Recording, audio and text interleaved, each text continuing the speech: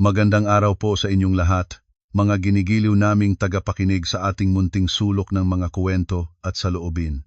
Isang espasyo kung saan ang libu-libong damdamin ay malayang naibabahagi. Naitanong nyo na ba sa inyong sarili kung gaano kanipis ang linya sa pagitan ng pagiging makamagulang at pagiging isang bulag na tagasunod, sa pagitan ng pagpapasensya at ng kahinaan? Akala ko noon, sapat nang mamuhay ng buong puso at magbigay ng walang hinihintay na kapalit at tiyak na aanihin ko ang respeto ng lahat. Ngunit nagkamali ako isang mapait na pagkakamali. Dahil sa mismong 25 na kaarawan ng aking asawa, isang piging na ako mismo ang gumastos ng halos 1 milyong piso para maisaayos. Pinilit ako ng aking biyenan na babae na uminom ng isang kakaibang inumin sa harap ng lahat ng bisita. Masunurin akong sumunod, ngunit sa isang iglap, palihim kong ipinagpalit ang aming mga baso. At pagkalipas lamang ng 5 minuto, siya na mismo ang naglantad ng kanyang tunay na kulay na nagdulot ng matinding kahihiyan sa buong pamilya.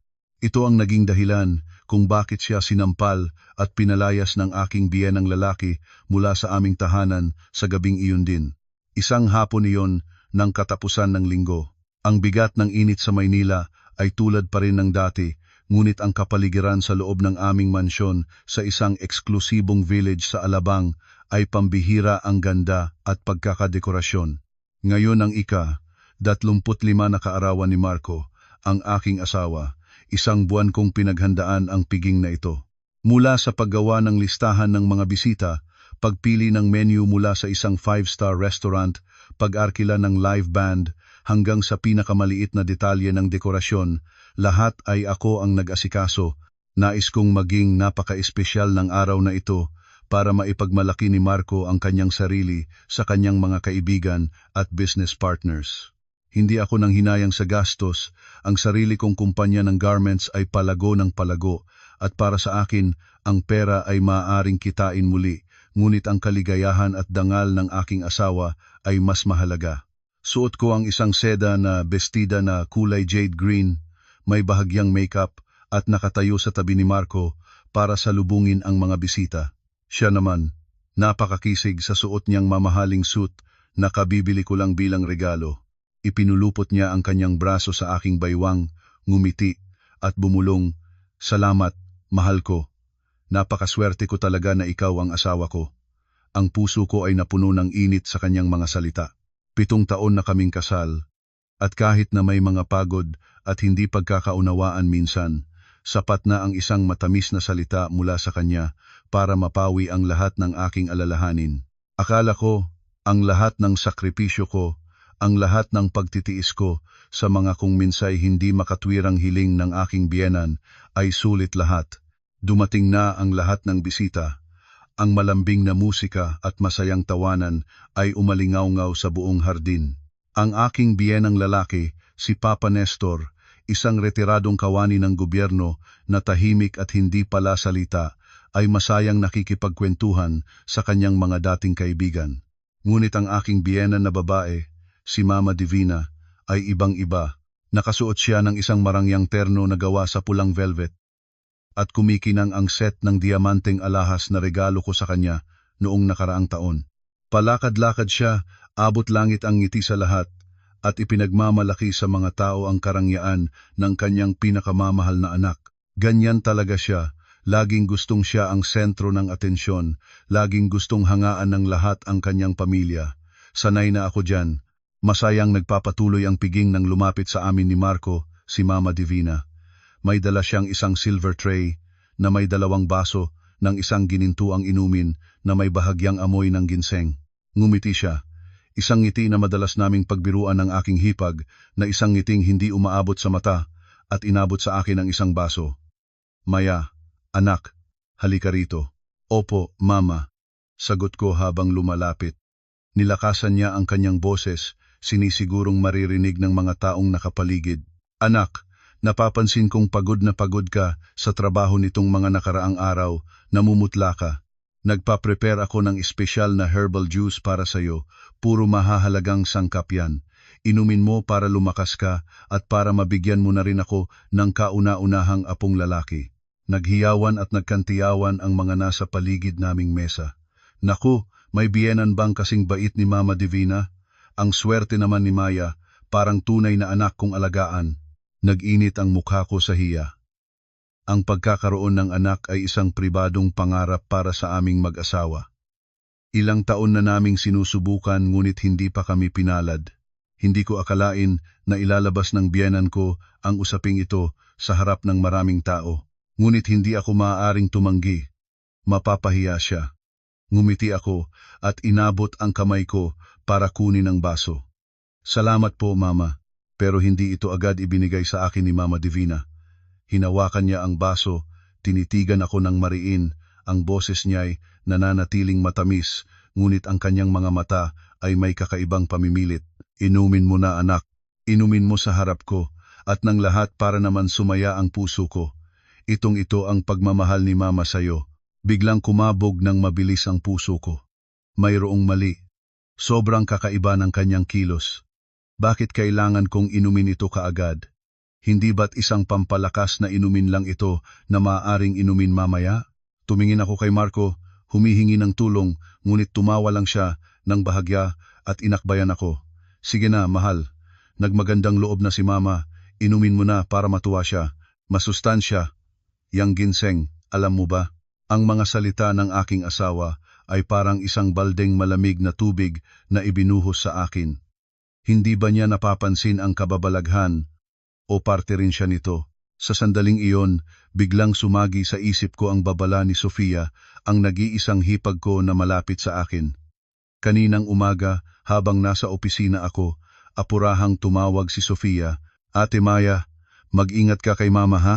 Mamayang gabi sa party, kung may ibigay siyang anumang pagkain o inumin sa'yo, huwag na huwag mo itong kukunin. Nagkataong narinig ko si Mama nakausap si Ate Katrina, parang may balak silang lagyan ng kung ano ang pagkain mo. Ang boses ni Sofia noon ay puno ng pag-aalala. Si Katrina ay anak ng matalik na kaibigan ng biyenan ko at madalas siyang dumalaw sa bahay nitong mga nakaraang araw. Ang paraan ng pagtingin niya sa asawa ko ay laging malagkit at may pahiwatig. Malabo ko nang naramdaman ang intensyon ng aking biyenan, ngunit hindi ko kailanman inakala na gagamit siya ng ganito kababang paraan. Noong una, kalahati lang ng isip ko ang naniniwala, iniisip kong baka nagkamali lang ng dinig si Sofia. Ngunit ngayon, kaharap ang baso ng ginseng at ang kakaibang pamimilit ng aking biyenan, alam kong hindi nagkamali si Sofia. Nanlamig ang buong katawan ko. Ano ang balak nila? Lalasunin ako. Hindi, siguro hindi naman ganoon kalala. Baka isang gamot na magpapawala sa aking kontrol, na magdudulot sa akin na gumawa ng mga kabaliwan para magkaroon sila ng dahilan na ipahiya at hiyain ako at piliting makipaghiwalay. Malamig na pawis ang nagsimulang tumulo sa aking batok. Ano ang dapat kong gawin ngayon? Itapon ang baso? Hindi maaari. Iyon ay isang hayagang deklarasyon ng giyera at wala akong ebidensya. Sasabihin lang ng lahat na ako ay isang bastos na manugang o tanggapin ito at palihim na itapon mamaya. Hindi rin pwede. Nakatitig siya sa akin at hindi inaalis ang kanyang tingin. Lahat ng mata ay nakatuon sa akin, naghihintay. Ang bigat ng presyon ay halos hindi ko makayanan. Tiningnan ko ang biyenan ko, ang kanyang ngiti ay lalong nagiging pilit at ang kanyang mga mata ay nagsisimulang magpakita ng pagkainip. Tiningnan ko ang asawa ko, masaya pa rin siyang nakikipag-usap sa kanyang mga kaibigan, ganap na walang kamalay-malay sa aking sitwasyon.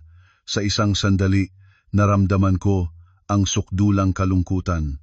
At pagkatapos, isang ideya ang sumilay sa aking isipan, isang ideyang mapangahas at halos kabaliwan. Sige, kung gusto niyang umarte, sasabayan ko siya. Huminga ako ng malalim at pilit ng umiti. Opo, Mama. Nag-abala pa po kayo. Paano ko naman po matatanggihan to? Iinumin ko na po. Inabot ko ang baso mula sa kamay ni Mama Divina gamit ang dalawang kamay. Nakahinga siya ng maluwag at ang ngiti sa kanyang labi ay naging mas totoo. Dahan-dahan kong itinaas ang baso, ngunit nang malapit na itong dumampi sa aking labi, bigla akong napasigaw ng bahagya. Ay, namilog ang kamay ko at halos matapon ang laman ng baso. Ay, pasensya na po, Nahulog ko pala ang hair clip ko.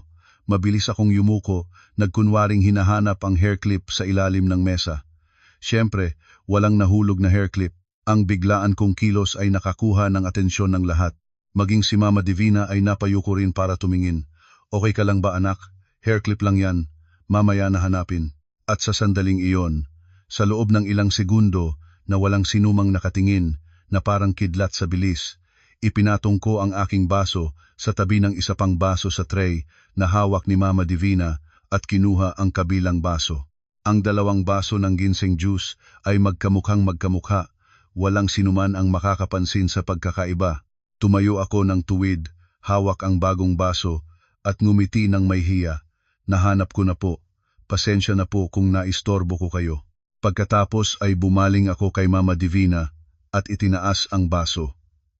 Mama, parang hindi po maganda kung ako lang ang iinom. Bakit hindi po tayo sabay uminom para i-cheers ang birthday ni Marco? Ituring nyo na pong paanyaya ko sa inyo. Ang mungkahi ko ay napakamakatwiran na walang sinuman ang makakatanggi. Ang aking biyenan ay bahagyang natigilan.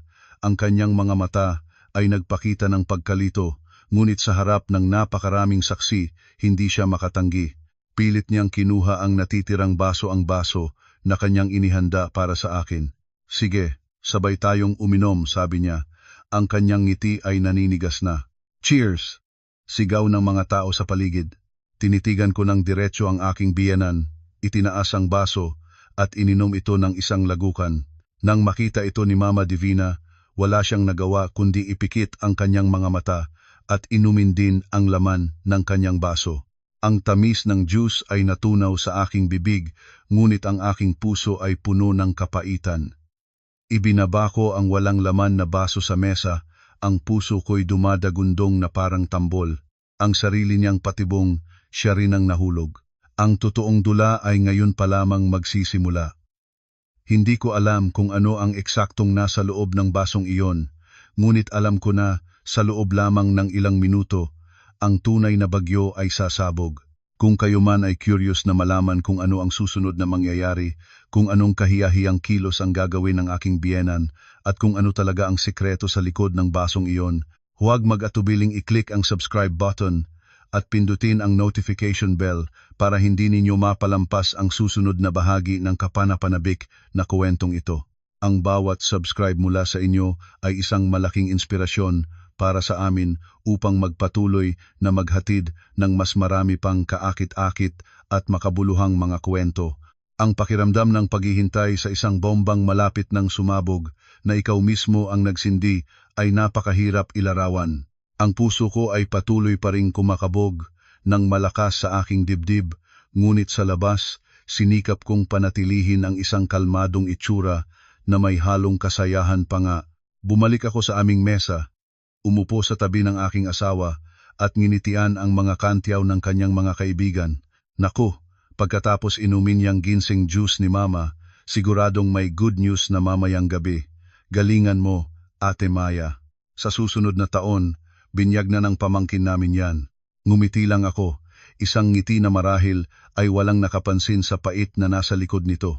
Sumulyap ako sa direksyon ng aking biyenan. Si Mama Divina, matapos ubusin ang baso ng inumin, ay tila hindi natural ang itsura. Umupo siya at walang tigil sa pagpaypay gamit ang isang pamaypay na papel, kahit na medyo malamig naman ang hangin sa hardin. Paminsan-minsan, tumitingin siya sa akin, isang mapanuring tingin na puno ng pag-aabang. Marahil ay inaasahan niyang magsisimula na akong magpakita ng mga kakaibang kilos, naghihintay na magwala ako, magsalita ng kung ano-ano para magkaroon siya ng dahilan para kumilos. Ngunit hindi, nanatili akong nakaupo doon, matino at kalmado. Ang aking kahinahunan ay tila nagdulot sa kanya ng kaunting pagkainip. Upang maunawaan kung bakit ako nakakilos ng may ganoong katatagan at kalamigan, marahil ay kailangan ninyong malaman ang tungkol sa aking 7 taon bilang manugang. Isang mahabang paglalakbay ng sakripisyo at pagtitiis hanggang sa puntong halos mawala ko na ang aking sarili. 7 taon na ang nakalipas, ako, si Maya De Leon, isang dalagang kadarating lang na nagtapos bilang cum laude sa kursong Business Administration na may napakaraming pangarap, ay nagpa siyang isang tabi ang aking namumukadkad na karera upang magpakasal kay Marco. Noon, siya ay isang ordinaryong empleyado lamang sa opisina at ang kanyang pamilya ay hindi rin mayaman. Ngunit minahal ko siya, minahal ko ang kanyang kabaitan, pagiging simple at ang kanyang mainit na ngiti. Sa araw ng aming kasal, ipinangako ko sa aking sarili na bubuuin namin ang isang masayang pamilya, na magiging isang mabuting asawa ako, isang mabuting manugang, at ginawa ko nga iyon. Pagkatapos naming ikasal, ang kumpanya ng aking mga magulang ay humarap sa paghihirap sa bingit ng pagkalugi. Hindi ako nag-atubiling gamitin ang lahat ng aking naipon at nangutang pa sa mga kaibigan upang saluhin at ibangon muli ang kumpanya. Nagpakalunod ako sa trabaho na parang isang gamu-gamo. Araw at gabi akong nakikipagnegosasyon sa mga kliyente, naghahanap ng mga bagong merkado at nilulutas ang mga utang. Sa loob ng 2 taon na iyon, halos walang naitulong si Marco. Wala siyang kaalaman sa negosyo, wala ring mga koneksyon. Ang alam lang niya ay samahan ako at palakasin ang loob ko gamit ang mga salitang walang laman. Lahat ng pasaning pinansyal, lahat ng presyon ay nasa aking mga balikat at sa huli, hindi ako binigo ng langit. Ang aking kumpanya ay hindi lamang nakaligtas sa pagkalugi kundi lumago pa ng husto. Mula sa isang maliit na pagawaan, ito ay naging isang kilalang negosyo sa industriya ng garments. Ako ay naging direktor na may buwanang kita na umaabot sa 7 numero. Mula noon, nagbago ang aming buhay. Bumili ako ng isang mansyon sa Alabang, bumili ng isang mamahaling sasakyan para kay Marco upang makasabay siya sa kanyang mga kaibigan. Kinuha ko rin ang kanyang mga magulang para tumira sa amin. Iniisip na mas magiging masaya ang pamilya kung magkakasama, ngunit iyon pala ang simula ng isang mahabang serye ng pagtitiis. Si Mama Divina, ang aking biyenan, nang tumuntong sa bahay na itinayo mula sa aking pawis at dugo, ay walang kahit isang salita ng pasasalamat o papuri. Sa halip, nagsimula siyang magtakda ng kanyang sariling mga patakaran. Sabi niya, "Ako ay babae, kaya kahit direktor pa ako, pagdating sa bahay, ay dapat pa rin akong mag-asikaso sa kusina. Kaya't tuwing umaga, kahit na nagpuyat ako hanggang 2 o 3 ng madaling araw para sa trabaho, kailangan ko pa rin gumising ng 5 ng umaga para mamalengke at maghanda ng almusal para sa buong pamilya. Ang pagkain ay dapat may 3 uri ng ulam at isang sabaw at dapat ayon sa panlasa ng bawat isa. Si Papa Nestor ay gusto ng sinigang na isda sa miso. Si Mama Divina ay kumakain lang ng nilagang gulay. Ang asawa ko naman ay dapat may adobong manok, habang ang hipag ko ay gusto ng carbonara para akong isang chef sa isang restaurant, paikot-ikot sa kusina para lang mapalugod ang lahat. Ngunit ang kanilang kasiyahan ay tila isang bagay na napakahirap abutin. Medyo maalat ang sabaw ngayon. Bakit ang tigas ng karne? Maya, marunong ka bang magluto? Ang babaeng pabaya sa kusina ay walang kuwenta.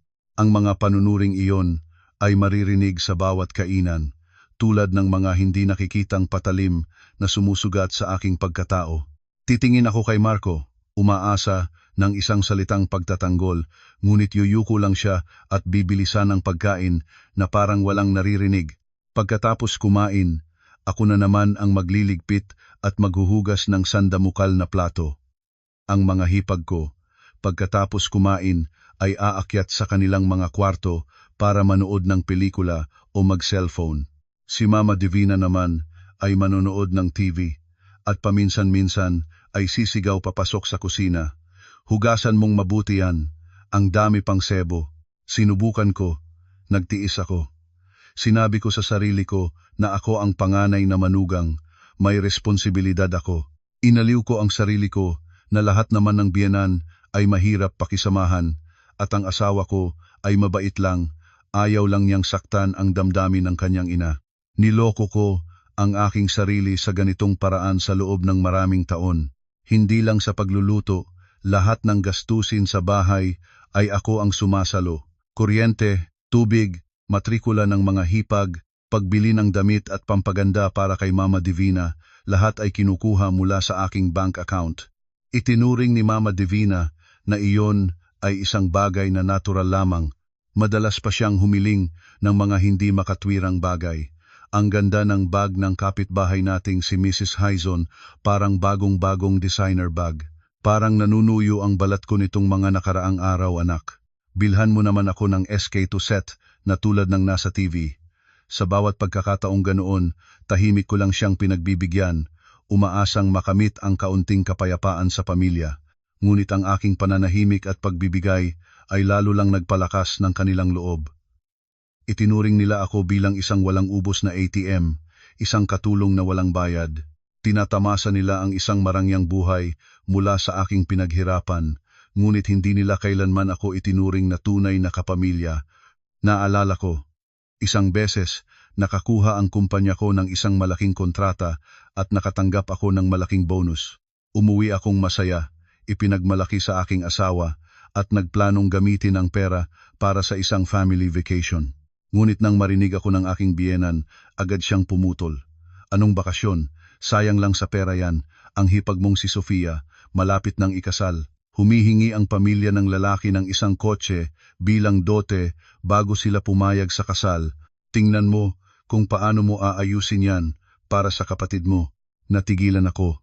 Ayusin ang kotse para sa hipag ko? Hindi ko iyon responsibilidad. Ngunit habang ako'y tulala pa, agad na nagsalita si Marco para sa kanyang ina. Sige na, mahal. Iisa lang naman ang kapatid nating babae. Kung ano ang maitutulong natin, itulong na natin. Ituring na lang nating regalo natin sa kasal niya. Sa huli, kinagat ko na lang ang aking labi at gumastos ng halos 2 milyong piso para bumili ng kotse para sa aking hipag upang mapanatili ang dangal ng pamilya ng aking asawa. Sa araw ng kanyang kasal, habang tinitingnan ko ang makintab na kotse na pinalamutian ng mga bulaklak, ang puso ko ay puno ng kapaitan. Iyon ang aking pera, ang aking pawis at luha, ngunit sa mata ng lahat, iyon ay tagumpay at yaman ng pamilya ni Marco. Walang sinumang bumanggit sa aking pangalan, walang sinumang nagpasalamat sa akin. Ako ay parang isang multo sa kuwento ng aking sariling buhay. 7 taon na akong sanay na maging anino, sanay na sa tahimik na sakripisyo. Ngunit ang pagtitiis ng isang tao ay may hangganan, at ang hangganang iyon ay nasira sa mismong gabing iyon ng kaarawan. Ang baso ng ginseng ay hindi lamang naglalaman ng masamang gamot na inihanda ng aking biyenan. Nilalaman din nito ang lahat ng aking sama ng loob at kahihiyan na kinimkim ko sa loob ng 7 taon. At nang ininom niya ito, siya na rin mismo ang lumunok ng lahat ng kanyang itinanim. Nakaupo ako roon, nakangiti, ngunit sa loob ko ay isang nagngangalit na bagyo. Ang huwad na dulang ito ay dapat nang magwakas, at ang magbababa ng kurtina ay walang iba kundi ako. Ngunit hindi ko inaasahan na ang mga susunod na mangyayari ay higit pa sa aking imahinasyon. Ang oras ay tila gumagapang. Bawat segundo, bawat minuto ay parang isang siglo. Ang piging ay nagpatuloy sa mga tunog ng tagayan at mga walang lamang pagbati. Sinikap kong panatilihin ang pinakakalmadong itsura, paminsan-minsan ay lumingon upang kausapin ang aking asawa, kumuha ng pagkain para sa kanya, ginagampanan ng perpekto ang papel ng isang maalagang asawa. Ngunit sa katotohanan, ang buong atensyon ko ay nakatuon kay Mama Divina. Halos 5 minuto na ang lumipas mula nang inumin niya ang ginseng juice, ngunit tila wala pa ring nangyayaring kakaiba. Nakaupo pa rin siya roon, nagpapaypay at nakikipagtawanan sa kanyang mga kaibigang matatanda. Ang ngiti niya ay bumalik na sa dati nitong mapagmataas na anyo. Paminsan-minsan ay sumusulyap siya sa akin, isang tinging puno ng pahiwatig na para bang kinukutya ang aking kahinahunan, na parang sinasabing, maghintay ka lang at makikita mo. Nagsimulang mag-alinlangan ang aking puso. Nagkamali ba ng dinig si Sofia? O hindi ba agad umepekto ang gamot? O mas malala pa, baka hindi ito epektibo sa mga matatanda? Isang serye ng mga tanong ang umikot sa aking isipan. Kung mabigo ang aking plano, kung wala siyang ipakita na anumang sintomas, para na rin akong nagmukhang katawa-tawa. Magiging isa akong bastos na manugang na nag-alok ng inumin sa biyenan at pagkatapos ay gumawa ng kwento. Ngunit bigla kong napansin ang isang maliit na detalye.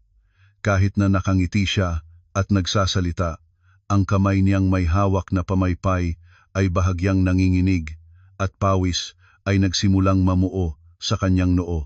Kahit na malamig ang gabi, nagsimula siyang magsalita ng mas marami, mas malakas at ang kanyang mga kwento ay naging pira-piraso at walang direksyon. Ikinukuwento niya ang kanyang bakasyon sa Tagaytay noong nakaraang linggo, pagkatapos ay biglang lumipat sa pagtaas at pagbaba ng presyo ng ginto. Ang kanyang mga kaibigan ay nagsimulang magtinginan na may bahagyang pagkalito. Divina, okay ka lang ba? Medyo namumula ang mukha mo, tanong ng isa sa kanila. Nako, wala to. Malakas pa ako sa kalabaw. Malakas na tawa ni Mama Divina. Isang tawang magaspang at naiiba sa kanyang karaniwang mahinhin at marangal na pag-uugali. Siguro dahil sa sobrang saya ngayon, mula nang inumin ko, yung ginseng na bigay ng manugang ko, parang unti-unti akong nabubuhayan ng loob. Sabi niya habang malakas na tinapik ang balikat ng kaibigan sa tabi niya, isang kilos na hindi niya kailanman gagawin noon. Pinigilan ko ang aking hininga at nagmasid. Tama, nagsisimula na itong umpekto. Ang gamot na iyon marahil ay hindi lason, hindi rin pampatulog, kundi isang uri ng gamot na pampasigla sa nerbiyos na nag-aalis ng kontrol sa kilos at salita. Isang uri ng gamot na mas malupit pa sa lason dahil hindi nito pinapatay ang katawan, kundi ang dangal ng isang tao. Alam niyo ba, sa 7 taon ko bilang manugang, ang pinakanakapagod sa lahat ay hindi ang sandamukal na gawaing bahay o ang pasaning pinansyal, kundi ang walang tigil na pagkukumpara at pamumuna ng aking biyenan. Itinuring ako ni Mama Divina na isang tinik sa kanyang lalamunan dahil lamang hindi ako ang pinili niya para sa kanyang anak. Ang talagang gusto niyang maging manugang ay si Katrina, ang pamangkin ng kanyang matalik na kaibigan. Si Katrina ay maganda, matamis magsalita, at sanay mambola, kabaligtaran ng aking prangka at medyo tahimik na pagkatao. Mula pa noong kami ay bagong kasal, madalas nang imbitahan ni Mama Divina si Katrina sa aming bahay. Lantaran niyang pinupuri si Katrina sa harap ko. Ayan, ang mga dalaga dapat tulad ni Katrina, maganda na, magaling pa. Kung sino man ang mapangasawa niya, siguradong mapalad. Si Katrina, kakatapos lang ng klase sa flower arrangement, ang ganda ng gawa niya, hindi tulad ng iba diyan na parang bungkus lang ng gulay kung mag-ayos ng bulaklak. Naririnig ko iyon at nanahimik na lang. Sinasabi ko sa sarili ko na hindi ko dapat pansinin, ngunit ang mga salitang iyon ay parang mga hindi nakikitang karayom na tumutusok sa aking pagkatao. Habang tumatagal, lalo siyang lumalala. Nagsimula siyang gumawa ng mga pagkakataon para magkasama sina Marco at Katrina. Marco, ihatid mo naman si Katrina sa airport, uuwi siya sa probinsya para dalawin ang lola niya.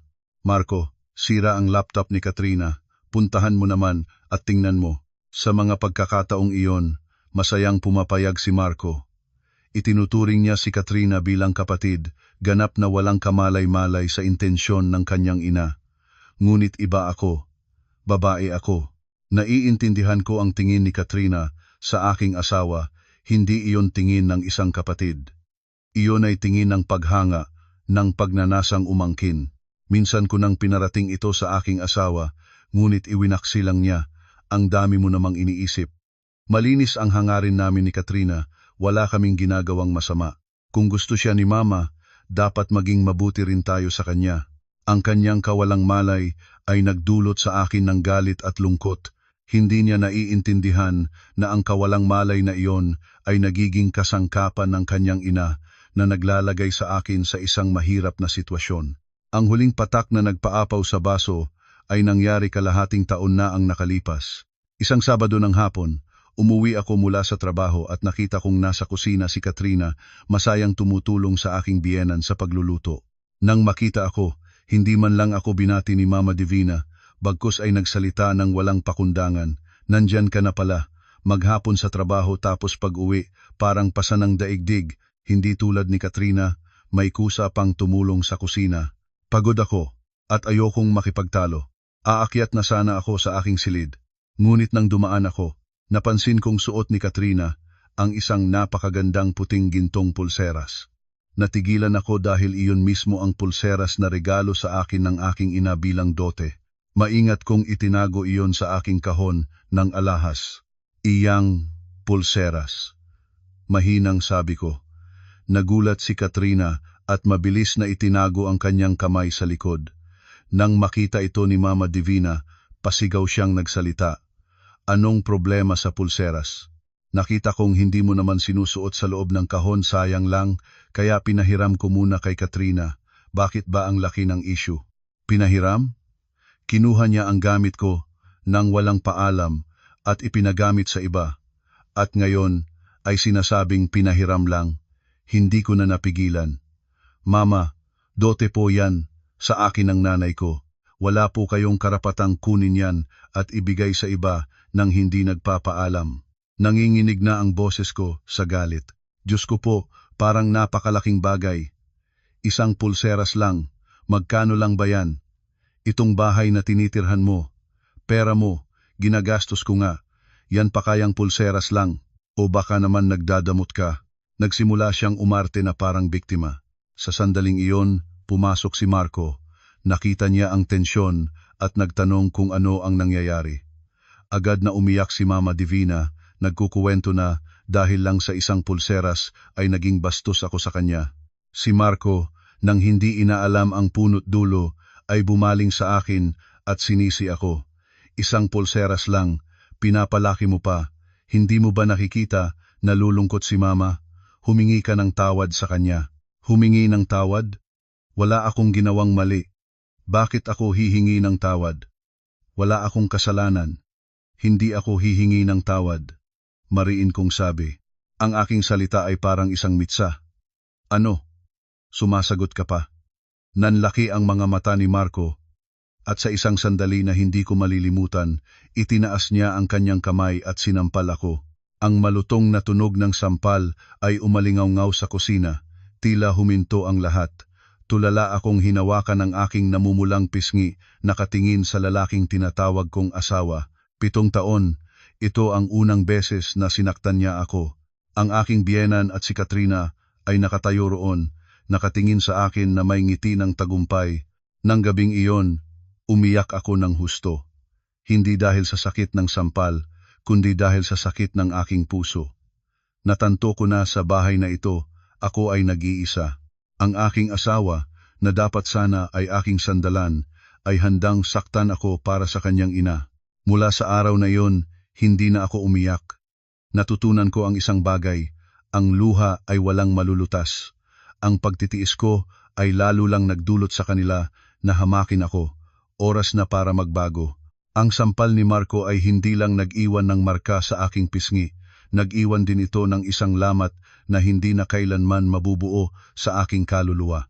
Ginigising ako nito mula sa 7 taong panaginip ng isang maayos na pamilya, ng isang asawang nagmamahal sa akin. Natanto ko na ang aking pananahimik ay hindi kabutihan kundi kahinaan na nag-alaga sa kasamaan at pagiging makasarili ng pamilya ng aking asawa upang lumaki. Hindi na ako umiyak, hindi na nagreklamo. Nagsimula akong magbago, hindi sa pamamagitan ng pakikipag-away o direktang komprontasyon, kundi sa pamamagitan ng mga tahimik ngunit matatag na kilos. Nagsimula akong itala ang lahat.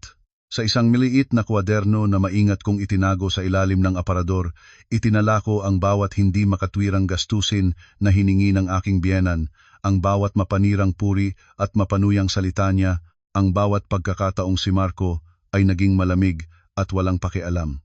Hindi ko alam kung bakit ko ito ginagawa.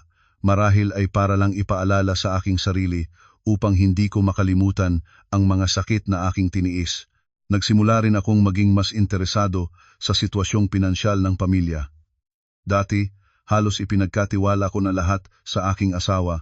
Kumikita ako ng pera, binibigyan siya ng malaking halaga buwan-buwan para sa malalaking gastusin, at ang natitira ay para sa mga pang-araw-araw na pangangailangan ng pamilya. Hindi ko kailanman tinanong kung saan niya ginamit ang pera. Ganap ang tiwala ko sa kanya. Ngunit ngayon, wala na akong tiwala Palihim kong kinuha ang bank statement ng aking account, pati na rin ang aming joint account, at doon, natuklasan ko ang isang masakit na katotohanan. Ang malalaking gastusin na sinasabi ni Marco ay karamihan palang inilipat sa isang stock trading account na nakapangalan sa kanya at sa kanyang ina. Ginamit nila ang aking pera para payamanin ang kanilang sarili. Hindi lang iyon, may mga mas maliit na halaga, ilang 10,000 piso bawat buwan, na regular na inililipat sa isang taong nagngangalang Katrina Reyes. Hindi ko na kailangang hulaan kung sino iyon. Ang aking asawa, hindi lamang siya mahina, kundi palihim din siyang kumukuha ng pera ng asawa niya para suportahan ang babaeng pinili ng kanyang ina. Nasuklam ako, kumukulo ang dugo ko, ngunit pinigilan ko ang sarili. Alam ko na hindi pa ito ang tamang oras. Kailangan ko pa ng mas maraming ebidensya, mga ebidensyang hindi matututulan. Nagsimula akong mamuhay ng may dalawang mukha.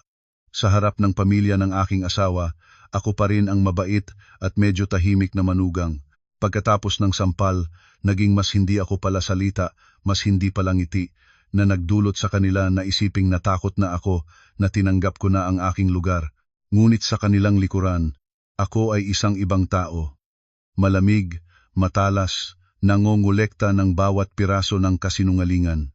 Ang pagbabago ko ay marahil isang tao lang sa bahay ang nakapansin si Sofia, ang bunsong hipag ko. Iba si Sofia sa lahat sa pamilya. Prangka siya, mabait, at marahil dahil malayo siya sa bahay, nag-aaral sa ibang bansa mula pa noon, hindi siya naimpluwensyahan ng pagiging kalkulado ng kanyang ina. Lagi siyang mabuti sa akin. Tuwing umuuwi siya, lagi siyang may dalang regalo para sa akin, niyayaya akong magkape, mag-shopping. Siya lang ang tanging tao sa bahay na tumatawag sa akin ng ate ng may pagmamahal, hindi siya o si Maya. Isang gabi, habang nakaupo akong mag-isa sa aking opisina, tinitingnan ang mga numero sa bank statement, pumasok si Sofia, may dalang 2 tasa ng chamomile tea. Ate Maya, parang ang lungkot mo nitong mga araw. May problema ba? Umupo siya sa tabi ko. Ang kanyang mga mata ay puno ng pag-aalala. Tiningnan ko siya.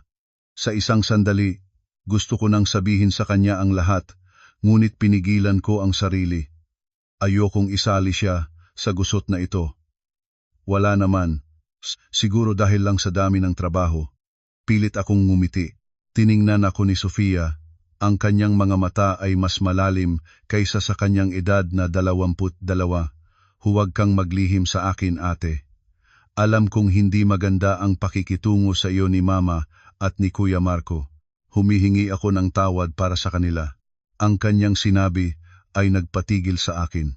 Pagkatapos ay ikinuwento niya sa akin ang isang pangyayari. Noong nakaraang linggo, nang bigla siyang umuwi, nagkataong narinig niya ang pag-uusap ng kanyang ina at ni Katrina sa silid.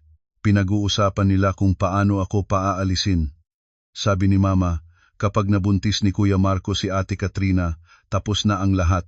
Sa puntong iyon, kahit gusto mong manatili, hindi na pwede. Sabi pa nila, kailangan nilang humanap ng pagkakataon para mapahiya ka, para kusa kang umalis sa kahihiyan. Bawat salita ni Sofia ay parang martilyong pumupukpok sa aking ulo.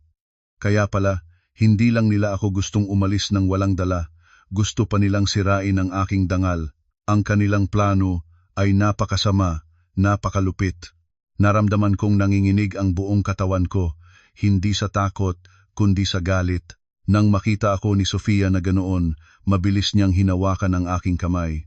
Ate Maya, sinasabi ko, to sa'yo hindi para saktan ka, kundi para makapaghanda ka. Hindi mo pwedeng laging magtiis. Kailangan mong protektahan ang sarili mo. Ang mga salita niya ay parang kuryenteng gumising sa malakas na pagkatao na natulog sa akin sa loob ng 7 taon. Tama, hindi na ako maaring magtiis pa. Kailangan kong protektahan ang aking sarili, protektahan ang aking pinaghirapan, protektahan ang aking dangal. Nang gabing iyon, gumawa ako ng isang mahalagang desisyon. Tumawag ako sa isang matandang kaibigan, isang mahusay at mapagkakatiwalaang abogado. Ikinuwento ko sa kanya ang lahat. Ipinadala ang mga unang ebidensyang nakolekta ko. Pinayuhan niya akong maging kalmado, magpatuloy sa pagkolekta ng higit pang ebidensya, at higit sa lahat, huwag ipaalam sa kanila na alam ko na ang lahat. Hayaan mo silang umarte. At ikaw, maging isang matalinong manonood ka lang. Ang payo ng abogado ay nagbigay sa akin ng malinaw na direksyon. At dumating na nga ang kanilang pagkakataon, ang piging para sa kaarawan ni Marco. Nang marinig kong gusto ni Mama Divina na magdaos ng isang malaking salusalo para ipagdiwang ang bagong yugto sa buhay ng kanyang anak, alam kong ito na ang entabladong pinili niya. Masaya akong pumayag at buong kabutihang loob na nag-alok na sasagutin ang lahat ng gastos. Ang aking pagkabukas palad ay nagpagulat sa kanila ni Marco na mabilis na naging kagalakan. Akala nila lako pa rin ang dating tanga, madaling mauto sa matatamis na salita. Hindi nila alam na ako mismo ang naghahanda ng entablado para sa kanilang pagbagsak. Alam ko ang kanilang plano at alam kong kikilos sila sa piging na ito. Ang babala ni Sofia tungkol sa paglalagay ng kung ano sa aking pagkain o inumin ay patuloy na umalingaw-ngaw sa aking isipan. Iyon ang dahilan kung bakit nang dalhin ni Mama Divina ang baso ng ginseng na may kakaibang pamimilit. Hindi ako nag-atubili na isagawa ang aking plano na pagpalitin ang mga baso. Hindi ko alam kung ano ang eksaktong nasa baso, ngunit alam kong sapat iyon para mawalan ng katinuan at kontrol ang isang tao. At ang taong iyon ay dapat sana ako, ngunit ngayon ito ay siya na. Pagbalik sa piging, si Mama Divina, matapos magsalita at tumawa ng magaspang, ay nagsimulang gumawa ng mas kakaibang mga kilos. Bigla siyang tumayo, nagpunta sa kinaroroonan ng banda at inagaw ang mikropono mula sa kamay ng mang-aawit. Ako naman ang kakanta para sa inyo. Deklara niya, ang boses ay medyo garalgal na. Natigilan ang buong bulwagan, nagtinginan ang mga tao, hindi maintindihan kung ano ang nangyayari. Ang tanawin ng aking biyenan, isang babaeng laging nag-aakalang siya ay marangal at uliran, na ngayon ay nakatayo sa entablado, hawak ang mikropono, ang katawan ay umuugoy sa isang kakaibang paraan, ay isang malaking sorpresa para sa lahat ng naroroon. Biglang tumahimik ang malambing na musika. Ang batang mang-aawit ay tuliro at hindi alam ang gagawin. Ang malawak na hardin kung saan nagaganap ang piging ay nabalot ng isang nakakahiyang katahimikan. Lahat ng mga mata, mula sa pagiging mausisa, nagulat, hanggang sa pagkalito, ay nakatuon kay Mama Divina. Ang aking asawa, si Marco, ay namutla na parang papel. Agad siyang tumayo, akmang tatakbo sa entablado para hilahin pababa ang kanyang ina. Mama, ano bang ginagawa niyo? Bumaba po kayo, sabi niya, puno ng pag-aalala. Ngunit si Mama Divina, na tila wala na sa kanyang sarili, ay iwinaksilang ang kamay ng kanyang anak. Umalis ka diyan, hayaan mo akong mag-perform. Matagal na akong hindi nagkakaganito. Birthday ng anak ko ngayon, dapat lang na kumanta ako ng isang kanta para sa kanya. Sabi niya habang tumatawa ng malakas, isang tawa na wala ng bahid ng kagandahang asal. Ang aking biyenang lalaki, si Papa Nestor, na nakaupo sa pangunahing mesa, ang kanyang karaniwang kalmadong mukha ay ngayoy dumilim na. Umubo siya, sinusubukang senyasan ang kanyang asawa, ngunit ganap siyang binaliwala nito. Nakaupo ako sa aking mesa, mabilis pa rin ang tibok ng puso, ngunit sa loob-loob ko ay may sumisibol na kasiyahan. Ang dulang maingat niyang inihanda para sa akin ay ngayon ay ginagampanan niya mismo ng buong husay. Sumulyap ako kay Katrina, ang paborito niyang pamangkin. Hindi rin siya mapakali, ang kanyang mukha ay nagpapalit-palit sa pagitan ng pula at puti. Marahil ay hindi rin niya inaasahan na ang dula ay malilihis ng landas sa ganitong paraan. Testing. Testing. 1, 2, 3, 4. Sinimulan ni Mama Divina na subukan ang mikropono. Ang kanyang boses, pinalakas, ay umalingaw-ngaw sa buong hardin. Pagkatapos ay tumikhim siya at nag-anunsyo. Ang susunod po ay ang aking handog sa lahat ng ating mga kagalang-galang na bisita at lalo na sa aking pinakamamahal na anak. Isang kantang walang kamatayan, ang sanay maghintay, ang walang hanggan. Muli na namang nagbulungan ang mga tao. Ngunit sa pagkakataong ito, hindi ito mga kantiyaw ng kasiyahan, kundi mga bulungan ng pagtataka. Sanay maghintay ang walang hanggan. Bakit ganoong kanta sa kaarawan ng anak? Napakakaiba. Ngunit ang mas kakaiba pa ay ang kanyang pagkanta. Kumanta siya ng may damdamin, ngunit ganap na wala sa tono at tiyempo. Ang kanyang boses, minsan ay mataas, minsan ay mababa, minsan ay garalgal na parang lasing, ay ginawang isang kalamidad, ang isang napakagandang awitin. Hindi na napigilan ng mga tao ang kanilang pagtawa. Sa una, mga pigil na tawa lamang, ngunit di naglaon ay naging malalakas na hagigikan. Ang marangyang piging ay biglang naging isang comedy show. Nakita kong namula sa hiya ang mukha ng aking asawa. Hindi siya makatingin kaninuman, nakayuko na lamang sa mesa, ngunit si Mama Divina, hindi. Tila hindi niya napapansin ang pangungutya ng mga tao, nakapikit pa rin siya, umiindayog, at lubos na nalulunod sa kanyang pagtatanghal. Pagkatapos ng isang saknong, bigla siyang huminto at itinuro si Ginoong Reyes, isang malaking kasosyo sa negosyo ko, isang lalaking halos kasing edad niya, maginoo at mayaman. Ginoong Reyes, natatandaan mo pa ba ako? Malakas niyang sabi sa mikropono. Si Ginoong Reyes, na umiinom ng alak, ay nagulat sa biglaang tanong. Tumangulang siya ng may pag-aalinlangan. Oo, naalala ko. Magandang gabi, Ginang Divina. Isang malanding ngiti ang sumilay sa labi ni Mama Divina, isang ngiting hindi ko pa kailanman nakita sa kanya. Naaalala mo pala? Mabuti. Noong araw, patay na patay ka sa akin, di ba?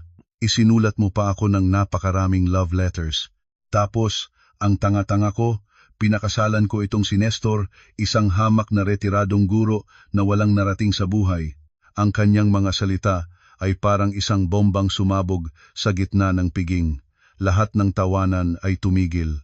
Natigilan ang lahat, nakatingin sa aking biyenang lalaki. Si Papa Nestor ay nakaupo nang hindi gumagalaw. Ang kanyang mukha ay wala ng bahid ng dugo. Ang mapahiya sa harap ng maraming tao, lalo na ng mga dati niyang kaibigan, ay isang kahihiyang hindi mailalarawan. Nakita ko ang kanyang mga kamay na mahigpit na nakakuyom. Ang mga ugat ay lumitaw sa likod ng kanyang palad. Ang asawa ni Ginoong Reyes, na nasa tabi niya, ay dumilim din ang mukha. Sinamaan niya ng tingin ang kanyang asawa. Ang tensyon ay sukdulan. Ngunit hindi pa tapos si Mama Divina. Nagpatuloy siya sa pagkukuwento tungkol sa kanyang maningning na nakaraan, kung paano niya isinakripisyo ang kanyang kabataan at kagandahan para sa isang asawang hindi karapat-dapat. Ang kanyang pananalita ay lalong naging magulo. Ang mga pinakatatagong sikreto ng pamilya, mga bagay na karaniwang itinatago, ay ngayon ay inilalantad niya sa lahat. Alam niyo ba? Itong mansyon na ito, itong sasakyan ni Marco, lahat yan galing sa pera ng asawa niya. Mapalad ang pamilya namin at nakakuha kami ng isang minahan ng ginto. Kung aasa lang kami sa sahod ng retiradong guro ni Nestor at sa kakarampot na suweldo ni Marco, baka pulot na lang ang kinakain namin. Ang lantarang pag-amin niya ay muling nagpatigagal sa lahat. Napatingin sila sa akin, at pagkatapos ay kay Marco. Ang kanilang mga tingin ay hindi na paghanga, kundi awa para sa akin at paghamak para sa aking asawa. Isang lalaking nabubuhay sa pera ng kanyang asawa na mismong ina pa niya ang umamin. Anong dangal pa ang natitira? Hindi na nakatiis si Marco. Tumayo siya at sumugod sa entablado, sinusubukang agawin ang mikropono mula sa kanyang ina. Mama, tama na. Tumigil na po kayo. Sigaw niya. Ang boses ay puno ng desperasyon. Ngunit si Mama Divina, naganap ng wala sa kontrol, ay itinulak ang kanyang anak at sinampal pa ito. Wala ka ring kuwenta, sumisigaw ka pa sa akin. Kung magaling ka, magtrabaho ka, at kumita ng sarili mong pera. Huwag kang humingi sa asawa mo. Ang sampal na iyon, kasama ang mga mapanirang salita ng kanyang ina, ay tuluyang nagpabagsak kay Marco. Natigilan siya sa entablado, ang kanyang mga mata ay namumula, mukhang kaawa-awa. Nakaupo ako roon, pinapanood ang lahat, wala na ni katiting na awa sa aking puso. Ito ang kabayaran na dapat niyang pagbayaran para sa kanyang kahinaan, para sa kanyang pananahimik at pakikipagsabwatan sa kanyang ina para saktan ako. Tumingin ako kay Katrina. palihim na siyang umalis sa party kanina pa. Marahil ay natanto na niya na sa laban na ito, sila ni Mama Divina ay talunan na, ngunit hindi pa tapos ang dula. Matapos laitin ang kanyang anak, bumalik si Mama Divina sa kanyang audience. Sinimulan niyang siraan ang iba pa niyang mga manugang, maging si Sofia, ang bunsong anak na pinakamamahal niya. Tila sa kanyang kabaliwan, gusto niyang hilahin ang lahat pababa sa putik kasama niya. Alam kong malapit nang sumapit ang kasukdulan ng dula, isang mas malaking sikreto ang malapit nang lumabas mula sa kanyang bibig. Ang piging para sa kaarawan ay naging isang trahedya-komedya, kung saan ang bida ay ang mismong may-ari ng bahay. Matapos hiyain ang kanyang asawa at laitin ang kanyang anak, nagpatuloy si Mama Divina sa kanyang nag-iisang talumpati. Sinimulan niyang siraan ang bawat miyembro ng pamilya, mula sa pangalawang manugang, ang bunsong manugang, hanggang sa mga kamag-anak na dumalo. Ang mga nakatagong sikreto, ang mga maliliit na alitan na karaniwang maingat na itinatago, ay lahat ngayon ay inilabas niya sa liwanag ng walang awa. At yang si Marisa, aniya, itinuturo ang asawa ng pangalawang anak. Akala niya, napakatalino niya, palihim na kumukuha ng pera sa asawa niya para mamuhunan sa lupa, itinatago sa buong pamilya. Hindi niya alam ko ang lahat, hindi ko palang sinasabi. Namutla ang mag-asawa, nagkatinginan sila ng may pag-aalala at mabilis na yumuko, hindi makatingin kaninuman. Ang kapaligiran sa piging ay lalong naging mabigat. Lahat ay tahimik, walang nangahas magsalita, natatakot na sila ang susunod na target. Nakaupo ako roon, parang isang tagalabas na nanonood ng pelikula. Hindi na ako nakakaramdam ng kasiyahan, kundi isang kakaibang kapaitan. Isang pamilya na, sa labas, ay mukhang maayos at nagmamahalan, ngunit sa loob ay puno ng pagkalkula, panlilinlang, at pagdududa. Marahil ang ginseng juice ngayon ay hindi ang sanhi. Ito ay isang pampasiklab lamang na nagpaningas sa apoy na matagal nang nag-aalab sa pamilyang ito. At matapos ilantad ang lahat, biglang bumaling sa akin si Mama Divina. Tiningnan niya ako, isang tinging puno ng galit at tagumpay. At ikaw, Maya, sigaw niya sa mikropono, huwag kang magkunwaring inosente at kaawa-awa dyan. Sino ka sa akala mo? Isa ka lang ATM machine, wala nang iba. Akala mo, dahil binigyan mo kami ng bahay at kotse, ay may karapatan ka ng magmalaki. Nagkakamali ka, hindi ka magkaanak, isa kang punong walang bunga. Hindi ka karapat-dapat na maging manugang ng pamilya Reyes. Bawat salita niya ay parang mga patalim na tumutusok ng diretsyo sa aking puso. Kahit na handa na ako sa isip, nang marinig ko ang mga masasamang salitang iyon mula sa bibig ng aking biyenan, sa harap ng napakaraming tao, hindi ko pa rin maiwasang masaktan. Ang sakit na kinimkim ko sa loob ng 7 taon ay muling bumangon at kumalat sa aking dibdib, ngunit hindi ako umiyak. Tahimik lang akong nakaupo at tinitigan siya ng diretsyo. Ang aking mga mata ay hindi na nagpapakita ng pagtitiis, kundi ng hamon. At pagkatapos, sa kanyang pagwawala, sinabi niya ang bagay na hinihintay ko at ni Sofia, ang bagay na magiging huling patalim na tatapos sa kanyang dangal. Alam niyo ba?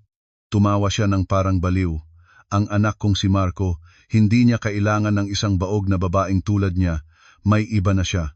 Si Katrina, ang pamangkin ko, siya ang karapat-dapat, at dinadala niya ngayon sa kanyang sinapupunan ang dugo ng anak kong si Marco.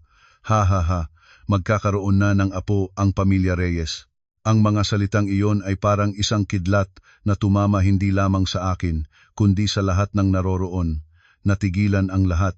Ang isyu ng manugang na hindi magkaanak at ang biyena na naghahanap ng iba para sa kanyang anak ay isa ng malaking iskandalo. Ngayon, lantarang ipinahayag pa niya ito ng may pagmamalaki. Hindi na ito usaping pampamilya, ito ay pagkabulok ng moralidad. Tumingin ako kay Marco.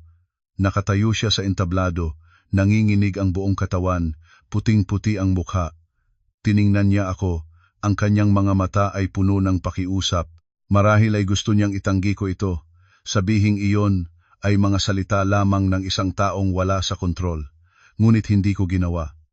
Tiningnan ko lang siya nang may malamig na tingin. Ito ang resulta na dapat niyang harapin. Tumingin ako sa aking biyenang lalaki, si Papa Nestor. Nakaupo siyang hindi gumagalaw, ang kanyang mga kamay ay mahigpit na nakakapit sa upuan, ang mga buto sa kanyang kamay ay namumuti.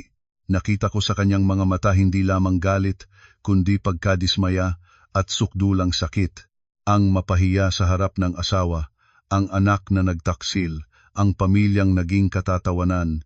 Mayroon pa bang mas malaking sakit para sa isang lalaking buong buhay na pinahalagahan ang dangal ng pamilya? Ang piging ay ganap ng wasak. Ang mga bisita ay nagsimulang tumayo at humanap ng paraan upang umalis sa lalong madaling panahon. Ayaw na nilang masangkot pa sa kahiyahiyang gulong ito. Walang nagpaalam, tahimik lang silang umalis, nag-iwan ng isang malawak na espasyo at isang nakakatakot na katahimikan. Sa sandaling iyon, naawa ako kay Mama Divina. Siya mismo ang sumira sa lahat sa kanyang dangal, sa kaligayahan ng kanyang anak at sa pamilyang lagi niyang ipinagmamalaki. Lahat dahil sa kanyang pagiging makasarili, pagiging dominante at walang katapusang kasakiman. Alam kong oras na para matapos ang aking papel, ngunit ang magbababa ng kurtina sa dulang ito ay hindi ako, kundi ang lalaking nanahimik mula pa noong simula. Nakita kong dahan-dahang tumayo si Papa Nestor. Hindi siya tumingin kanino man, tahimik lang siyang naglakad patungo sa entablado kung saan ang kanyang asawa ay nakatayo pa rin, bumubulong ng mga walang kabuluhang bagay. Ang bawat hakbang niya ay mabigat, na para bang pasan niya ang bigat ng isang pamilyang nasa bingit ng pagguho. Alam kong ang galit ng isang mabait na lalaki ay ang pinaka-nakakatakot na galit. Kung ang kuwentong ito ay nagbigay sa inyo ng pagninilay-nilay, kung sumasang-ayon kayo na walang sakripisyo, ang walang kabuluhan at ang kasamaan ay dapat maparusahan, mangyaring ibahagi ang video na ito sa inyong mga kaibigan at pamilya. Dahil baka ang kwento ni Maya ay maging isang babala na tutulong sa isang tao na matanto ang kanilang halaga at magkaroon ng lakas ng loob na umalis sa mga nakalalasong relasyon bago pa mahuli ang lahat. Ang katahimikan ni Papa Nestor ay mas nakakatakot kaysa sa anumang sigaw. Ang buong hardin ay tila huminto sa paghinga sa bawat hakbang niya. Umakyat siya sa entablado, walang pag-aalinlangan. Ang kanyang figura, medyo payat at bahagyang hukot dahil sa edad, ay nagpakita ng isang pambihirang autoridad. Hindi niya tiningnan si Marco, ang kanyang anak na nakatulala na parang estatwa. Hindi rin niya tiningnan ang mga natitirang bisita na mausisang nanonood. Ang kanyang mga mata ay nakatuon lamang sa isang tao, ang babaeng kasama niya sa halos buong buhay niya. Si Mama Divina, matapos sabihin ang malaking sikreto, ay tila naubusan ng lakas. Napaupo siya sa sahig ng entablado, ang kanyang buhok ay magulo na. Ang kanyang marangyang pulang terno ay gusot-gusot na, mukha siyang kaawa-awa. Tumingin siya sa kanyang asawa, ang kanyang mga mata ay malabo, tila hindi pa rin ganap na nasa katinuan. Ikaw, anong ginagawa mo rito? Bumaba ka. Ako, kakanta pa ako. Bulong niya. Hindi nagsalita si Papa Nestor. Tahimik lang siyang lumapit, itinaas ang kanyang kamay. Akala ko ay sasampalin niya ito, isang malakas na sampal para sa lahat ng kanyang ginawa. Ngunit hindi niya ginawa iyon. Marahan ngunit matatag niyang inalis ang mikropono mula sa kanyang kamay. Pagkatapos ay humarap siya sa mga natitirang bisita, mga kaibigan, kasosyo, mga taong nakasaksi sa buong kahiyahiyang dula. Yumuko siya, isang napakababang pagyuko. Mga ginoo at ginang, sabi niya. Ang kanyang boses ay malalim at paos ngunit malinaw. Ako po si Nestor, ang puno ng pamilyang ito. Ngayong gabi, ang aming pamilya ay nakagawa ng isang napakalaking pagkakamali na nakaistorbo at nagsayang ng oras ninyong lahat. Sa ngalan ng aking asawang wala na sa katinuan at ng aking anak na walang modo, taus-puso po akong humihingi ng paumanhin sa inyong lahat. Muli siyang yumuko. Ang kanyang kilos ay nagpagulat sa lahat. Walang sino man ang nag-akala na ang isang lalaking hinamak ng kanyang asawa na walan ng lahat ng dangal ay makakakilos ng may ganoong karangalan at responsibilidad. Ang mga bulungan ay tumigil. Sa halip, napalitan ito ng mga tinging may paggalang. Ang piging pong ito ay dito na nagtatapos, patuloy niya. Maraming salamat po sa inyong pagdalo, at muli, taos-puso po kaming humihingi ng paumanhin sa lahat. Pagkatapos magsalita, lumingon siya, hindi kay Mama Divina, kundi diretso sa aking mga mata. Ang tinging iyon, sa unang pagkakataon sa loob ng 7 taon, ay nakita ko ng malinaw. Hindi ito kawalang pakialam, kundi pagsisisi, paghingi ng tawad, at may bahid pa ng pakiusap. Pagkatapos ay bumaling siya kay Marco, ang kanyang boses ay naging malamig at matigas. At ikaw, ano pang tinatayo-tayo mo diyan? Tulungan mo ang nanay mo at pareho kayong magsilayas sa harapan ko. Ngayon din, nagulat si Marco at nauutal na nagsalita. Papa, pero si Mama, hindi mo ba narinig ang sinabi ko? Sigaw ni Papa Nestor, isang autoridad na hindi ko pa nakita sa kanya. Ang asawang tulad niya, hindi ko kailangan. Ang anak na tulad mo, hindi ko rin kailangan. Kayo ng nanay mo ang mag-usap. Huwag na kayong babalik sa bahay na ito. Ang mga salita niya ay parang isang hatol na nagtakda sa kapalaran ni Mama Divina at Marco. Nanginginig si Marco. Tumingin siya sa kanyang ama, pagkatapos sa akin, ang kanyang mga mata ay puno ng pag-aalala. Sa huli, kinagat niya ang kanyang labi at lumapit upang tulungan ang kanyang ina. Si Mama Divina, na tila medyo natauhan na, ay napagtantong nakagawa siya ng malaking gulo. Anong sinasabi mo? Pinalalayas mo ako. Bahay ko to. Sinusubukan niyang kumapit. Bahay mo? Mapait na ngumiti si Papa Nestor. Naaalala mo ba kung sino ang bumili ng bahay na to? Naaalala mo ba kung sino ang nagpakahirap para magkaroon kayo ng ganitong buhay? Nakalimutan mo na ang lahat. Sa mata mo, pera at dangal lang ang mahalaga. Sinira mo ang pamilyang ito, kaya huwag kang magtaka kung bakit wala na akong pakialam. Wala na siyang sinabi pa, iwinasiwas lang ang kanyang kamay, senyales na umalis na sila. Tinulungan ni Marco ang kanyang ina na bumaba ng entablado. Si Mama Divina, habang naglalakad, ay umiiyak at nagmumura, ngunit wala nang may pakialam. Dumaan sila sa aking mesa, huminto siya at tiningnan ako ng masama, nagngingit-ngit ang mga ngipin. Ikaw, masaya ka na ba, bruha ka? Hindi ako nagsalita. Tiningnan ko lang siya ng may kalmadong tingin. Hindi ako masaya, nararamdaman ko lang na karapat-dapat lang iyan sa'yo. Nang mawala na sila sa paningin, dahan-dahang bumaba si Papa Nestor mula sa entablado. Naglakad siya patungo sa akin. Lahat ng natitirang mga mata sa piging ay nakatuon sa amin. Hindi ko alam kung ano ang kanyang gagawin, medyo kinakabahan ako. Huminto siya sa harap ko, tinitigan ako ng matagal, at pagkatapos ay ginawa ang isang bagay na hindi ko inaasahan. Yumuko siya, isang formal at taos-pusong pagyuko. Maya, anak, patawarin mo si Papa. Nagkamali ako dahil sa sobrang tagal kong nanahimik. Hinayaan kong magdusa ka sa bahay na ito. Hindi ako karapat-dapat na maging biyenan mo. Ang bawat salita niya ay parang mga patak ng maligamgam na tubig na dumidilig sa aking tuyong puso. Muli na namang tumulo ang aking mga luha.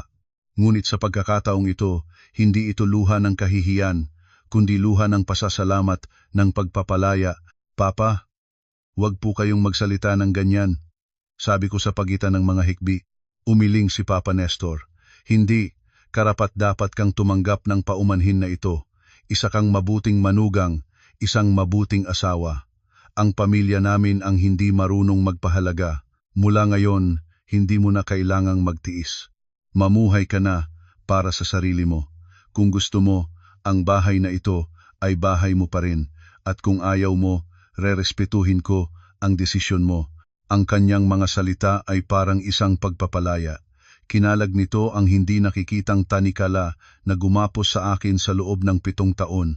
Alam ko, mula sa sandaling ito, ang aking buhay ay tunay na nagsimula ng isang bagong kabanata. Ang paghingi ng tawad ng aking biyenan ay umalingaw-ngaw sa tahimik na kapaligiran ng piging. Hindi iyon mga salitang walang laman. Iyon ay isang pagkilala, isang pag-amin na hinangad ko sa loob ng 7 taon. Mas mahalaga pa iyon kaysa sa anumang material na yaman. Nakatayo ako roon, patuloy na umaagos ang luha sa aking pisngi, ngunit ang aking puso ay nakakaramdam ng malaking ginhawa. Ang lahat ng sama ng loob, lahat ng hinanakit, ay tila inanod ng mga luhang iyon. Ang mga huling bisita, karamihan ay malalapit na kaibigan ni Papa Nestor, ay isa-isang nagpaalam. Wala silang masyadong sinabi, tinapik lang siya sa balikat. Isang mahigpit na pakikipagkamay, mga matang puno ng simpatya at paggalang. Tiningnan din nila ako, tumango, at ngumiti, isang ngiting hindi naawa, kundi respeto para sa isang babaeng naglakas loob na ipagtanggol ang kanyang sarili. Nang makaalis na ang lahat, ang malawak na hardin ay naiwan na lamang sa aming tatlo. Ako, si Papa Nestor, at si Sofia. Nakabalik na pala ang aking hipag. Marahil ay narinig niya ang nangyari. Tumakbo siya at niyakap ako, umiiyak. Ate Maya, patawad, wala akong nagawa. Hinaplos ko ang kanyang ulo. Hindi mo kasalanan to, Sofia. Malaki na ang naitulong mo sa akin. Salamat. Pagod na umupo si Papa Nestor sa isang upuan. Iminasahe niya ang kanyang sentido. Tila tumanda siya ng 10 taon sa isang gabi lang. Maupo kayong dalawa. May sasabihin ako. Senyas niya sa amin ni Sofia. Umupo kami sa tapat niya. Mabigat pa rin ang hangin. Ang nangyari sa mama niyo at sa kuya mo, panimula niya, malungkot ang boses. Kasalanan ko. Masyado akong naging mahina. Masyadong nanahimik. Akala ko, kung hindi ako makikipag-away, magiging payapa ang pamilya. Pero nagkamali ako. Ang pananahimik ko ang nagbigay daan sa mali. Pinalala nito ang pagiging dominante ng mama niyo at ang pagiging duwag ni Marco. Huminga siya ng malalim, isang hiningang puno ng pagsisisi. Hindi kita naprotektahan, Maya. Hinayaan kitang magdusa. Papa, tapos na po ang lahat. Mahina akong sabi.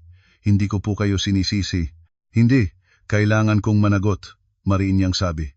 Bukas, aayusin ko ang mga papeles para ilipat sa pangalan mo ang mansyon na ito.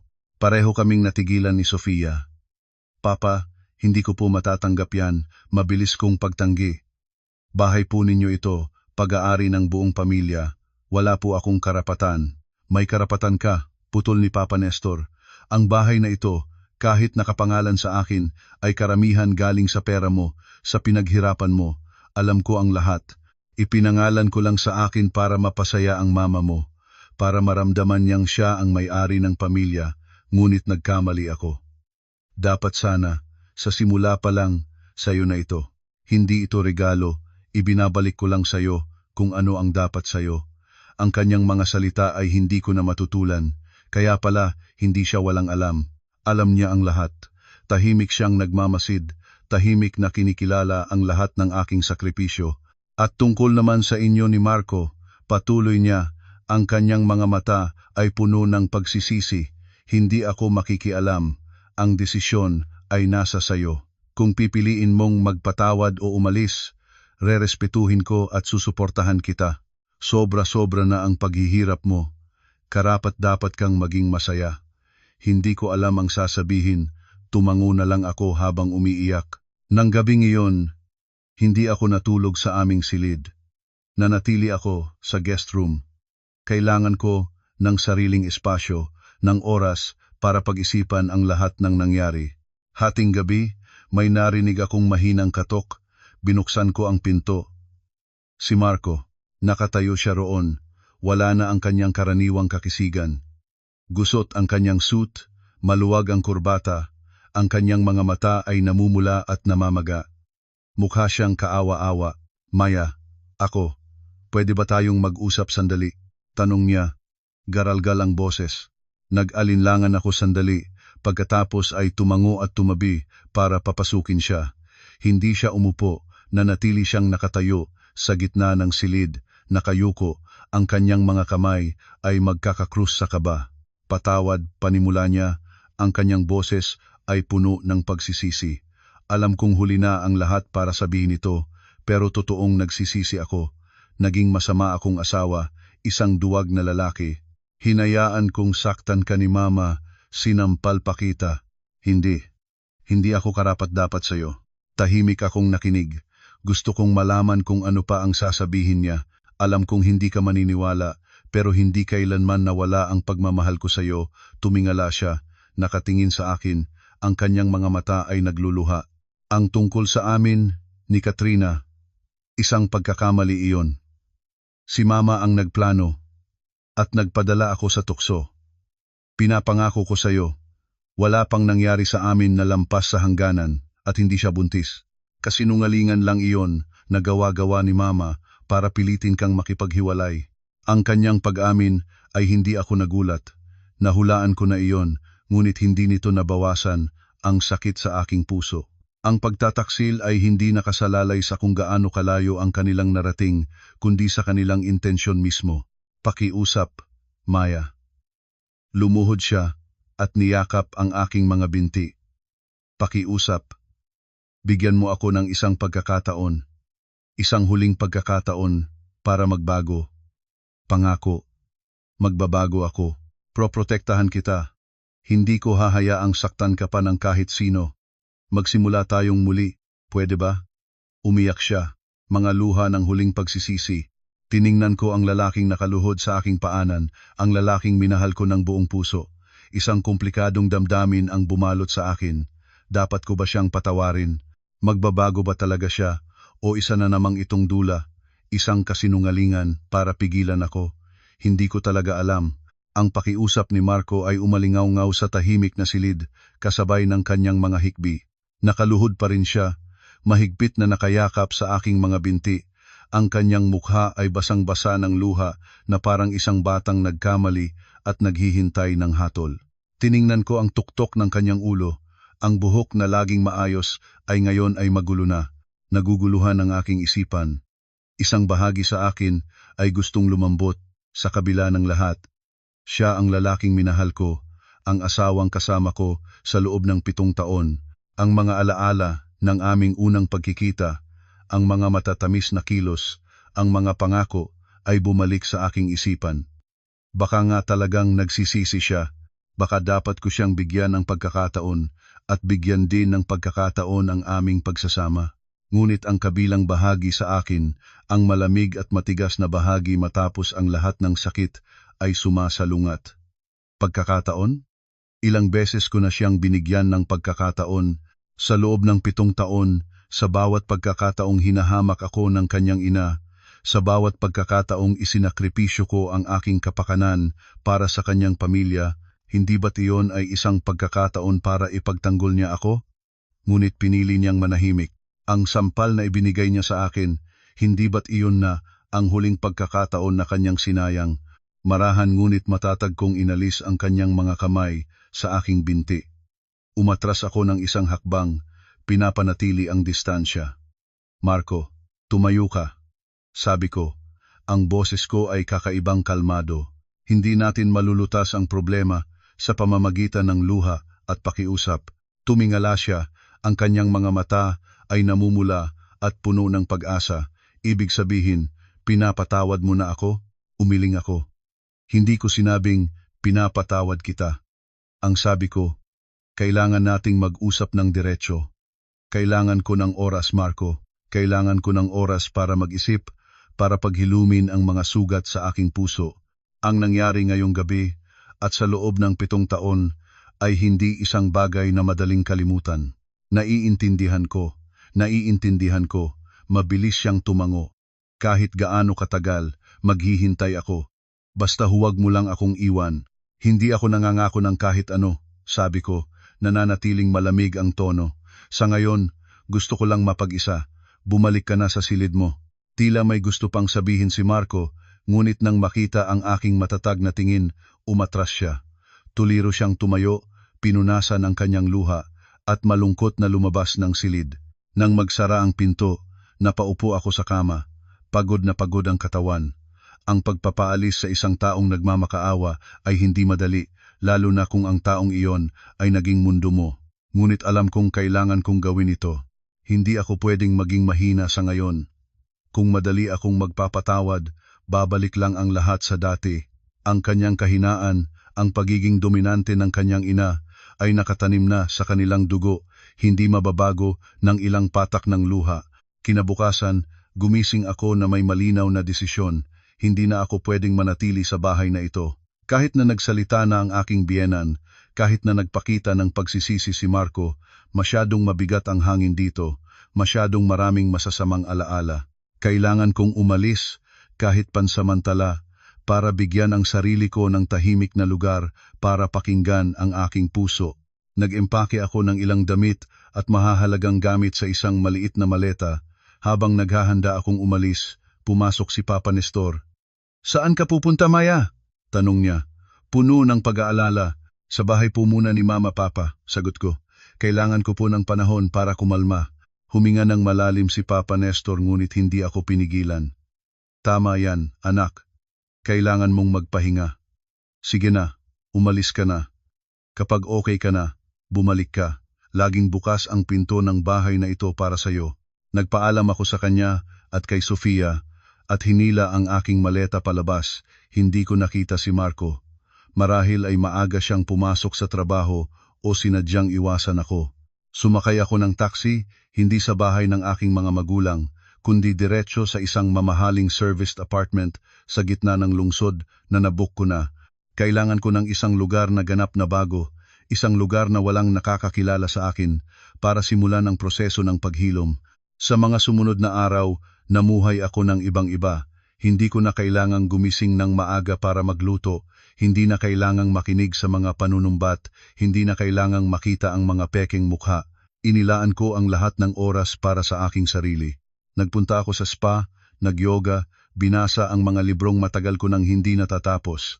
Naglakad-lakad akong mag-isa sa mga kalsada, umupo ng ilang oras sa mga tahimik na coffee shop para lang pagmasdan ang mga taong dumadaan at pagnilayan ang aking buhay.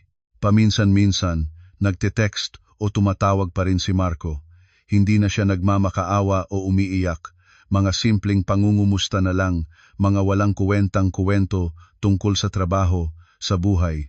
Ikinuwento niya na ang kanyang ina, matapos ang gabing iyon, ay matinding na shock, palaging nasa silid lang at hindi kinakausap ang sinuman. Sinabi niyang sinusubukan niyang magbago, na natututo siyang maging isang mas responsableng lalaki. Binabasa ko, pinakikinggan, ngunit hindi sumasagot. Alam kong madaling magsalita, ngunit ang gawa ang dapat pagkatiwalaan. Isang linggo makalipas, tumawag ang aking abogado. "Ma'am Maya, naayos na po ni Ginoong Nestor ang paglilipat ng titulo ng mansyon sa pangalan ninyo. Naipadala na po ang mga dokumento sa inyong address. Hawak ang bagong titulo na nakapangalan sa akin lamang, wala akong naramdamang kagalakan. Ito ay parang isang kumpirmasyon lamang ng pagkasira ng isang pamilya. Itinago ko ito sa safe, kasama ang kuwaderno ng aking mga sakit. Alam kong ito ay isang bagong simula, ngunit ang daan sa hinaharap ay puno pa rin ng mga tinik. Magagawa ko bang magpatawad?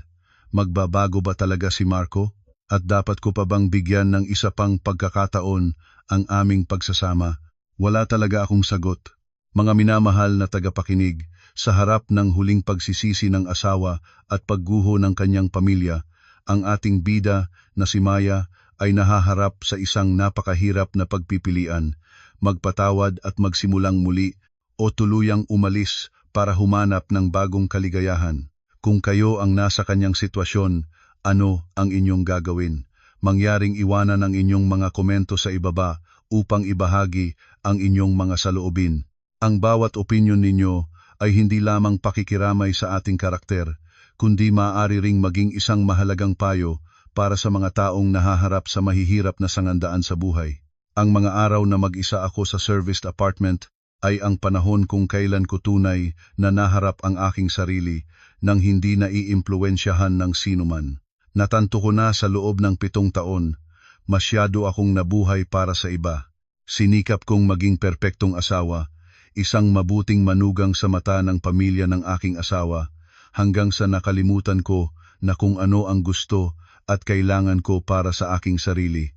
Nawala ang aking ngiti, ang aking mga personal na libangan, at maging ang tiwala sa sarili na taglay ko bilang isang matagumpay na babae.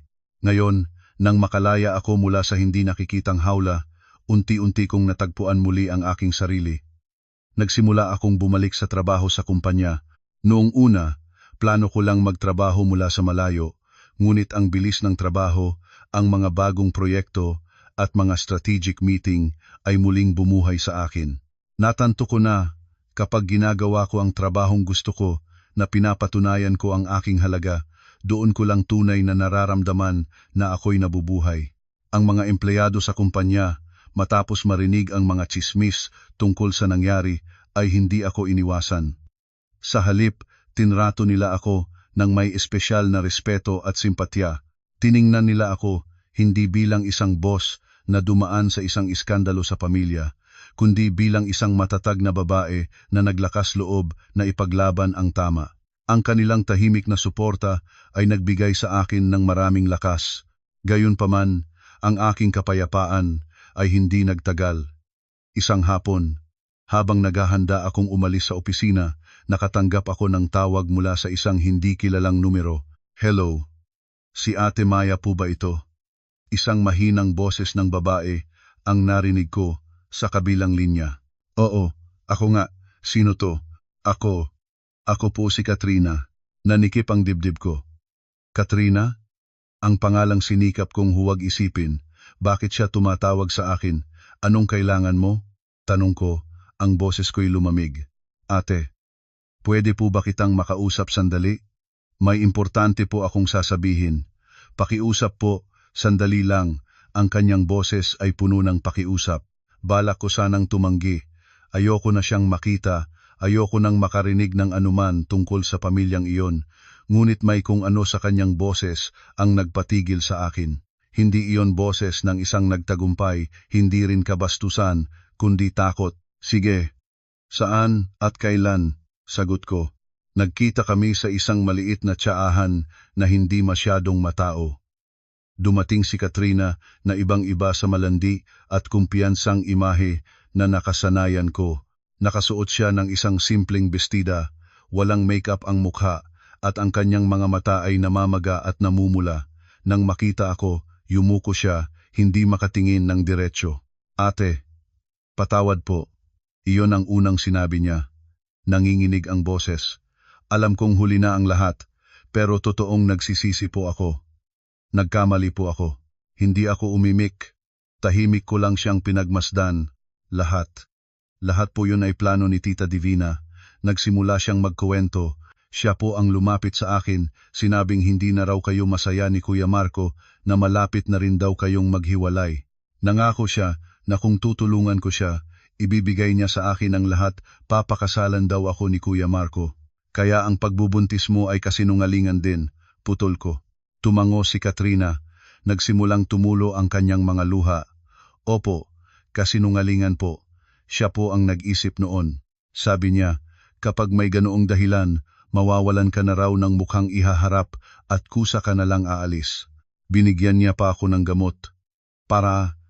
Inutusan niya akong humanap ng paraan para ilagay sa pagkain ni Kuya Marco, para mawala siya sa katinuan, para maging totoo ang lahat. Pero hindi ko po ginawa. Sumusumpa po ako. Hindi ko po kayang gawin ang ganoong kasamaan. Natigilan ako sa kanyang sinabi. Alam kong dominante at tuso ang aking biyenan, ngunit hindi ko inakalang kaya niyang mag-isip ng ganoon kasama at kababang plano. Hindi lang niya gustong sirain ang aking dangal, kundi pati na rin ang kanyang sariling anak para lamang makamit ang kanyang layunin. "Bakit mo sinasabi sa akin ang mga ito ngayon?" Tanong ko. Kasi, natatakot po ako," sabi ni Katrina. Ang boses ay puno ng takot. Pagkatapos ng gabing iyon, tinawagan ako ni Tita Divina, sinigawan at pinagbantaan. Sabi niya, kasalanan ko raw kung bakit nasira ang lahat ng plano niya. Sabi niya, hindi niya ako titigilan. "Takot na takot po ako, ate. Walang hindi kayang gawin yon. Gusto ko lang pong sabihin ang lahat ng katotohanan para sana maprotektahan ninyo ako." Humagulgol siya, mukhang kaawa-awa. Nakaupo ako roon. Tinitingnan ang babaeng nasa harap ko. Ang aking puso ay puno ng halo-halong damdamin. Dapat ko ba siyang paniwalaan? O isa na naman itong dula, isa na namang plano na si Mama Divina ang nasa likod. Ngunit nang tingnan ko ang kanyang mga matang puno ng takot, ang kanyang tunay na pag-aalala, naramdaman kong baka nagsasabi siya ng totoo. Maaaring umarte ang isang tao, ngunit hindi maaaring pekehin ang ganoong klaseng takot. Huminga ako ng malalim. Ang galit ko sa kanya ay bahagyang humupa. Sa huli, siya ay isang piyesa lamang sa laro ng aking biyenan, isang biktima ng kasakiman at pagiging makasarili. Sige, huwag ka nang umiyak, sabi ko. Mas mahinahon na ang boses. May ebidensya ka ba sa mga sinasabi mo? Mensahe, recording o kahit ano? Mabilis na tumango si Katrina. Nanginginig niyang kinuha ang kanyang telepono at ipinakita sa akin ang mga text message na ipinadala sa kanya ni Mama Divina. Ang mga pangako, ang pag-uudyok at ang mga banta pagkatapos mabigo ang plano. Lahat ay malinaw, hindi matututulan. Tahimik kong kinuhanan ng litrato ang lahat gamit ang aking telepono. Salamat, sabi ko. Mahalaga ang mga ito. Mag-ingat ka, humanap ka ng ligtas na lugar. Huwag kang magpahanap sa kanya. Opo, alam ko po. Ate, hindi ka na po galit sa akin. Tumingala si Katrina, ang kanyang mga mata ay puno ng pag-asa. Hindi ko alam kung paano sasagutin. Galit? Oo. Ngunit pagkamuhi? Hindi na. Pagod at pagkasuklam lang ang nararamdaman ko. Umuwi ka na, sabi ko. Ang tungkol sa atin, hayaan na lang natin na panahon ang magsabi. Ang pagkikita namin ni Katrina ay nag-iwan sa akin ng komplikadong damdamin. Ang katotohanan tungkol sa plano ng aking biyenan ay mas malupit at kasuklam-suklam pa kaysa sa aking inaakala. Hindi lang niya ako gustong paalisin, handa siyang gumamit ng pinakamaruming paraan, kahit pa isakripisyo ang kaligayahan at dangal ng kanyang sariling anak para lang masiyahan ang kanyang pagiging makasarili at kapangyarihan. Bumalik ako sa aking apartment, mabigat ang dibdib. Naupo akong mag-isa sa dilim. Ang mga text message ni Mama Divina kay Katrina ay paulit-ulit na sumasagi sa aking isipan. Basta mabuntis mo lang siya, ako na ang bahala sa lahat. Huwag kang duwag, anak. Lahat naman ng lalaki ay mahilig sa bago. Lakasan mo ang loob mo, ako ang bahala sa'yo. Gaga ka. Dahil sa'yo, nasira ang lahat. Mag-ingat ka. Huwag kang magkakamaling magsalita. Kung hindi, pagsisisihan mo. Bawat salita ay puno ng kasamaan at kalkulasyon. Akala ko, kahit gaano niya ako kamuhian, kahit gaano niya ako hamakin, mahal pa rin niya ang kanyang anak. Ngunit hindi, nagkamali ako.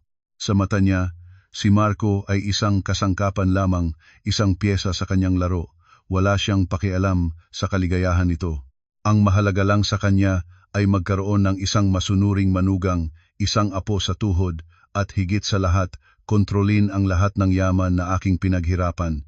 Nasusuklam ako.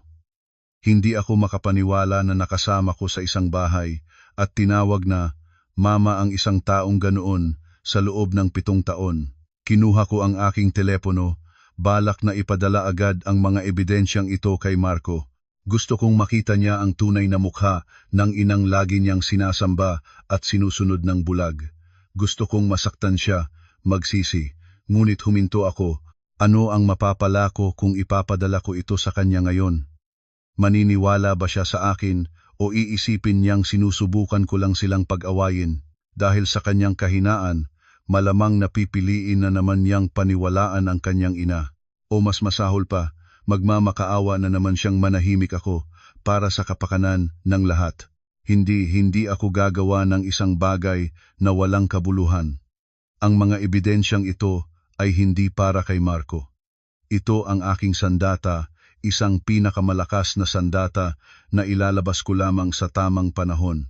Tumawag ako sa aking abogado, ikinuwento ang lahat at ipinadala ang mga bagong ebidensya. Matapos niyang tingnan, hindi niya naitago ang kanyang pagkagulat.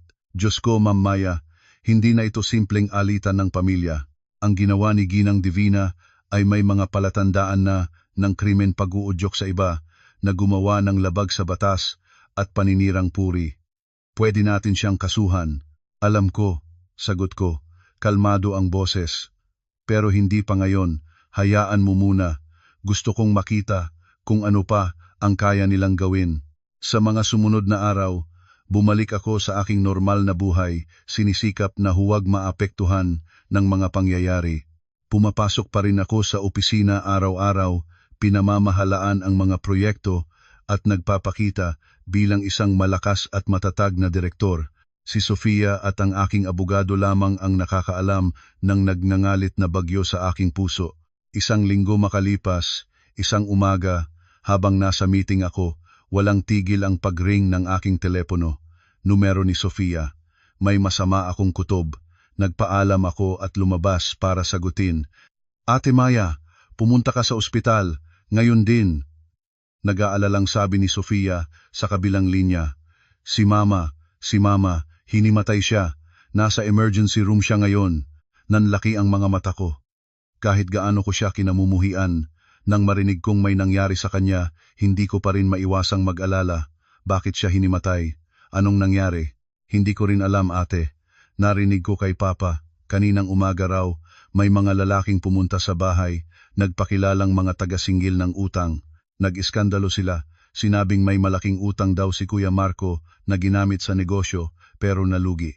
Hindi raw makabayad ngayon.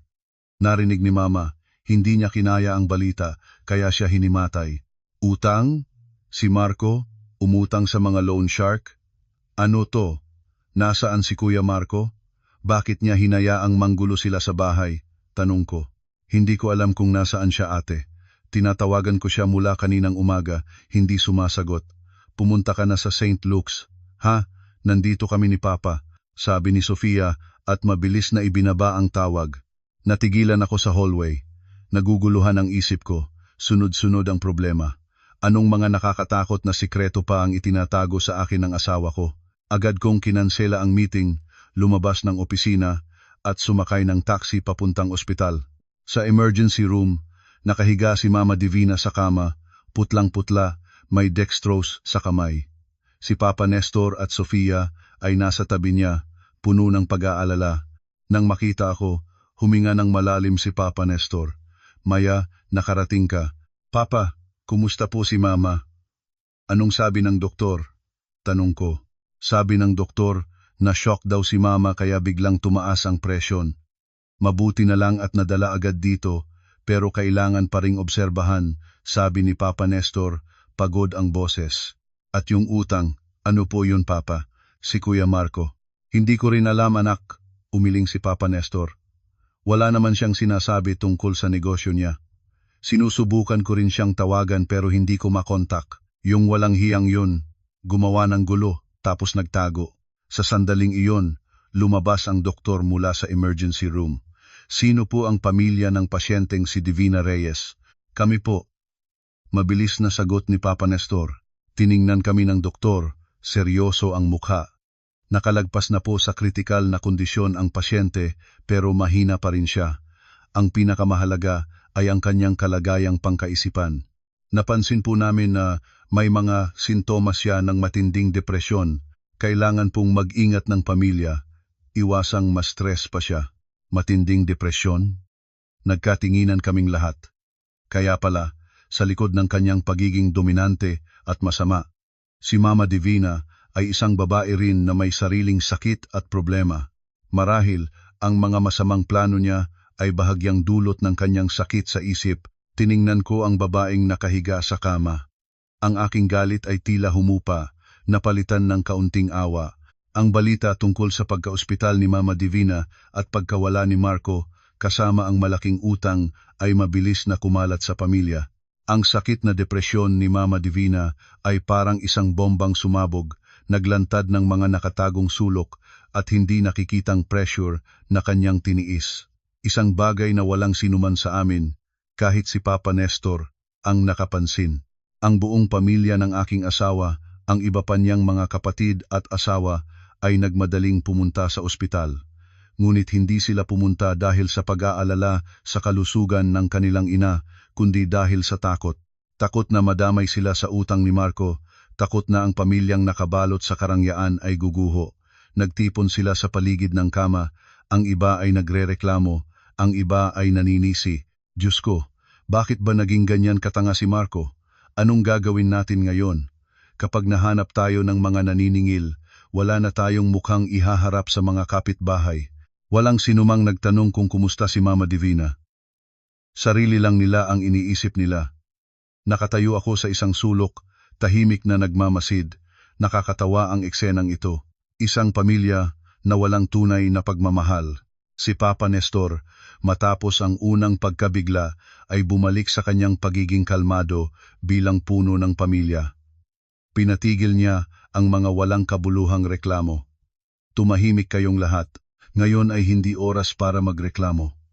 Ang nanay ninyo ay nakahiga pa riyan. Ang pinakamahalaga ngayon ay hanapin si Marco at alamin ang katotohanan, at kung totoo ang utang, sama-sama nating lulutasin. Hindi natin pwedeng hayaang pagtawanan tayo ng iba. Ang kanyang mga salita ay nagpatahimik sa lahat, ngunit alam kong pansamantala lang iyon. Sama-samang lulutasin, sino ang lulutas? Alam kong sa huli, sa akin na naman babagsak ang lahat. Dahil sa buong pamilyang ito, ako lang ang may kakayahang pinansyal. Hindi ako nagsalita, tahimik akong lumabas, iniwan sila para mag-usap. Alam kong hindi na ako kabilang doon. Lumabas ako sa hallway, naupo sa isang bakanting upuan. Kinuha ko ang aking telepono, balak na tawagan ang aking abogado, ngunit nagbago ang isip ko. Gusto kong makita kung hanggang kailan tatakasan ng aking perpektong asawa ang kanyang responsibilidad. 2 araw ang lumipas, si Marco ay hindi pa rin nagpapakita. Naka-off ang kanyang telepono. Ang mga naniningil ay araw-araw tumatawag at nagbabanta, hindi lang kay Papa Nestor kundi sa lahat ng magkakapatid. Naging napresyon na at puno ng takot ang pamilya. Si Mama Divina, nang magkamalay at malaman ang ginawa ng kanyang anak, ay muling nalugmok. Hindi siya nagsasalita, nakahiga lang at nakatingin sa kisame. Mukha siyang kaawa-awa, kahit gaano kasama ang ginawa niya sa akin. Nang makita ko siyang ganoon, hindi ko maiwasang maawa. Nang gabing iyon, habang naghahanda ako ng hapunan, may nag-doorbell. Tiningnan ko sa screen, si Marco. Mas mukha siyang kaawa-awa kaysa huli naming pagkikita. Mahaba ang kanyang balbas, gusot ang damit, at malalim ang mga mata sa pagod. Nag-alinlangan akong buksan ang pinto, ngunit nagpasya akong harapin siya sa huling pagkakataon. Binuksan ko ang pinto. Tiningnan niya ako, namumula ang mga mata. Maya, ako. Pumasok ka, sabi ko, kalmado ang boses. Tuliro siyang pumasok at umupo sa sofa, hinawakan ang kanyang ulo. Hindi ako nagtanong, tahimik lang akong umupo sa tapat niya, naghihintay. Matagal bago siya nagsalita, garalgal ang boses. Talo na ako, Maya, wala na sa akin ang lahat, at nagsimula siyang magkwento. Inilagay niya lahat ng kanyang naipon at umutang pa sa mga loan shark para mamuhunan sa isang real estate project na inirekomenda ng isang kaibigan. Umasa siyang magtatagumpay iyon, nakikita siya ng malaki para maipagmalaki niya ang kanyang sarili sa akin, para hindi na siya umasa sa akin, ngunit nabigo ang proyekto. Tumakas ang kaibigan niya, dala ang pera, nawala ang lahat sa kanya, baon siya sa utang. Hindi niya kayang harapin ang pamilya, hindi niya kayang harapin ako. Nagtago siya sa loob ng ilang araw, nabubuhay sa takot at desperasyon. Alam kong wala na akong mukhang ihaharap sa iyo, sabi niya, umaagos ang luha sa kanyang mukha. Niloko kita, sinaktan kita, hindi ako karapat-dapat patawarin. Pumunta ako rito ngayon hindi para magmakaawang bumalik ka. Gusto ko lang ibigay sa iyo ito. Nanginginig niyang kinuha mula sa kanyang bulsa ang isang pirmahang dokumento. Ito ang divorce papers. Pumapayag ako sa lahat ng kondisyon mo. Ang mansyon, ang mga ari-arian, lahat ay sayo. Wala akong kailangan. Isang bagay lang ang hinihiling ko sayo. Alagaan mo sana ang mga magulang ko. Matatanda na sila, wala silang kasalanan. Tiningnan ko ang papeles ng diborsyo sa mesa. Pagkatapos ay ang lalaking nasa harap ko. Sa isang sandali, halos lumambot ang puso ko. Ngunit naalala ko ang lahat ng ginawa niya at ng kanyang pamilya sa akin. Ang huling pagsisising ito, totoo ba? O isa na namang itong dula para makuha ang aking awa? Ang mga papeles ng diborsyo ay tahimik na nakalatag sa salaming mesa. Ang mga letra at pirma ni Marco ay tila sumusugat sa aking isipan. Hinintay ko ang araw na ito, pinaghandaan ko ito, ngunit nang dumating na, hindi ako nakaramdam ng ginhawang inaasahan ko. Tiningnan ko si Marco, ang lalaking nakaupo, sa aking harapan. Wala na ang kanyang pagkalkula, ang kanyang pagkukunwari. Ang natitira ay ang pagod at kawalan ng isang talunan. Alagaan mo sana ang mga magulang ko. Inulit ko ang kanyang sinabi. Isang mapait na ngiti ang sumilay sa aking labi. Bakit ko gagawin yan? Hindi ko sila magulang. Itinuring ba nila ako bilang anak o bilang isang kasangkapan, isang minahan ng ginto na kanilang hinukay? Yumuko si Marco, hindi makasagot. Alam kong nagkamali sila, bulong niya. Pero biktima rin sila ng kanilang sariling kasakiman at pagpapahalaga sa sarili. Si Mama, malubha ang sakit niya. Si Papa naman ay matanda na. Ako, wala na akong mukhang ihaharap sa kanila. Sa'yo na lang ako umaasa. Umaasa sa akin? Malakas akong tumawa, isang tawang puno ng kapaitan at galit. Nakakatawa ka, Marco. Noong nasa iyo ang lahat, paano mo ako tinrato? Hinamak ninyo ako. Nagplano kayong saktan ako, kunin ang lahat sa akin. Ngayon, nawala na sa iyo ang lahat, nawasak na ang pamilya mo, babalik ka rito, magsasabi ng mga matuwid na salita, hihingi ng awa. Sino ako sa tingin mo? Isang santa o isang tanga na walang pagpapahalaga sa sarili? Bawat salita ko ay parang mga patalim na tumusok sa kanyang puso. Natigilan siya, namutla, hindi makapagsalita. Hindi kita tutulungan at hindi ko rin tutulungan ang pamilya mo. Mariin kong sabi, ang boses ko'y kasing lamig ng yelo. Iyan ang kabayaran sa lahat ng ginawa ninyo. Sabi mo may utang ka, problema mo yan. Sabi mo malubha ang sakit ng nanay mo, may iba siyang mga anak na mag-aalaga sa kanya. Wala na akong anumang obligasyon sa inyo. Naiintindihan ko na. Bulong ni Marco. Tumayo siya, tuliro na parang isang taong nawalan ng kaluluwa. Kung ganon, pirmahan mo na. Palayain mo na tayong dalawa. Itinuro niya ang mga papeles ng diborsyo. Kinuha ko ang panulat, hindi nanginginig ang kamay. Ngunit nang ilalapat ko na sana ang dulo nito sa papel, huminto ako. Isang ideya ang biglang sumagi sa aking isipan. Hindi ko maaaring tapusin ang lahat ng ganito kadali. Kung pipirmahan ko ito, makakalaya ako. Pero sila, magbabayad lang sila sa pamamagitan ng pera, ng dangal. Ngunit ang sakit sa damdamin, ang mga sugat na idinulot nila sa akin, ay walang katumbas. Gusto kong maranasan nila, maramdaman nila ang pakiramdam na kontrolado ng iba, na nasa bingit ng kawalan, tulad ng ginawa nila sa akin. Ibinaba ko ang panulat. Hindi ako pipirma. Natigilan si Marco. Bakit? Hindi ba't gusto mong makipaghiwalay? Oo, gusto kong makipaghiwalay. Sagot ko. Pero hindi ngayon. At hindi sa ganitong paraan. Tiningnan ko siya ng diretso, isang tinging hindi pa niya nakita sa akin.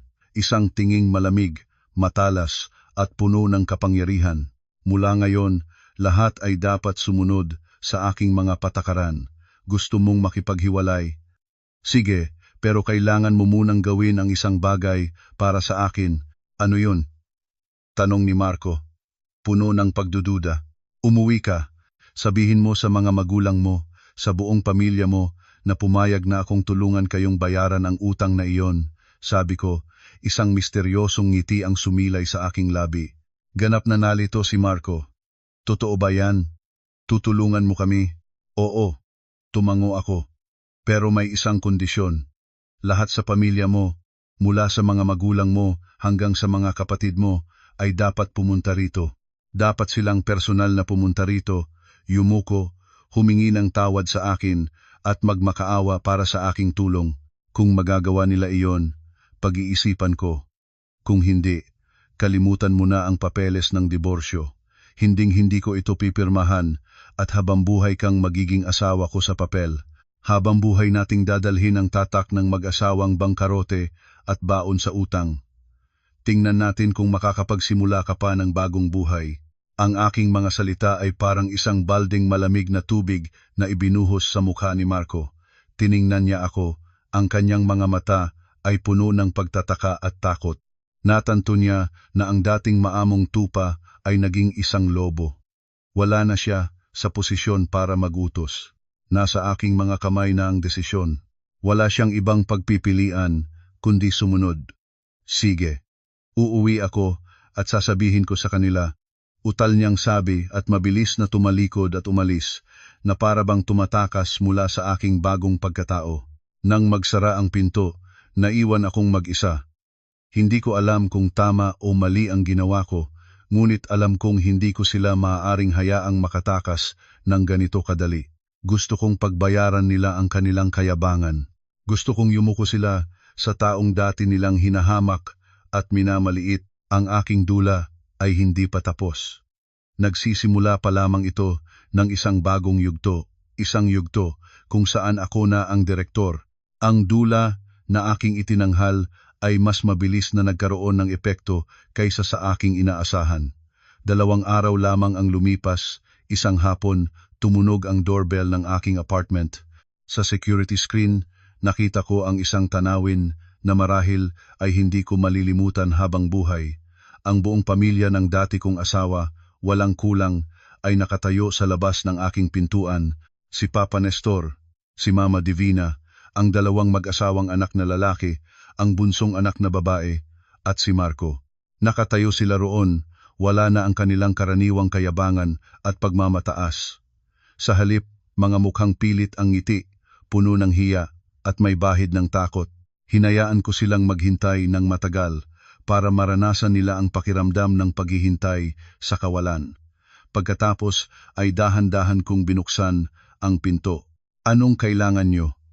Tanong ko, ang boses ko'y kalmado, na para bang walang nangyari kahit na sa loob ko ay may nag-aalab na damdamin. Si Papa Nestor ang unang nagsalita, humakbang siya, yumuko at sinabing, Maya, kami na parito para humingi ng tawad sa iyo. At isa-isa. Mula kay Mama Divina, na dating tumuring sa akin na parang tinik, hanggang sa mga hipag at bayaw na dating nakisali sa panlalait, lahat ay yumuko at humingi ng tawad. Mga paumanhin na hirap bigkasin, ngunit totoo, dahil alam nilang ako na lamang ang kanilang pag-asa. Hindi ako kumibo, tahimik ko lang silang pinagmasdan. Gusto kong matandaan nila ang sandaling ito, ang sandaling kinailangan nilang ibaba ang kanilang sarili sa harap ng taong dati nilang minamaliit. Sa wakas, nagsalita ako. Sige, pumasok kayo, sabi ko at tumalikod. Sumunod sila sa akin na parang mga bilanggo na naghihintay ng hatol. Pinaupo ko sila sa sofa at ako'y naupo sa silyang pang-isahan sa tapat. Inilalagay ang sarili ko sa posisyon ng may-ari ng bahay nang may kapangyarihang magpasya. Mahal, nangako kang tutulungan mo ang pamilya ko. Si Marco ang unang bumasag sa katahimikan, puno ng pag-asa. Oo, nangako ako, sagot ko, at tutuparin ko iyon. Ang utang mo, babayaran ko. Isang tunog ng ginhawa ang narinig sa silid, ngunit itinaas ko ang aking kamay, senyales na huwag muna silang magdiwang. Pero, sabi ko, ang boses ko'y tumigas, ang tulong ko ay hindi libre. Mayroon akong mga kondisyon.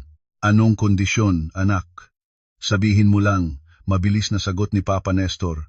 Basta't matulungan mo kaming malampasan ito, papayag kami sa lahat. Mabuti, ngumiti ako, isang malamig na ngiti. Simple lang ang mga kondisyon ko. Una, ang mansyon sa Alabang ay mananatili sa akin. Pag-aari ko iyon, walang dapat pag-usapan. Pangalawa, lahat ng iba pang ari-arian na nakapangalan sa aming dalawa ni Marco, kasama na ang mga sasakyan, stocks at savings, ay gagamitin ko para bayaran ang kanyang utang. Kung may matira, hindi ako kukuha ni isang kusing.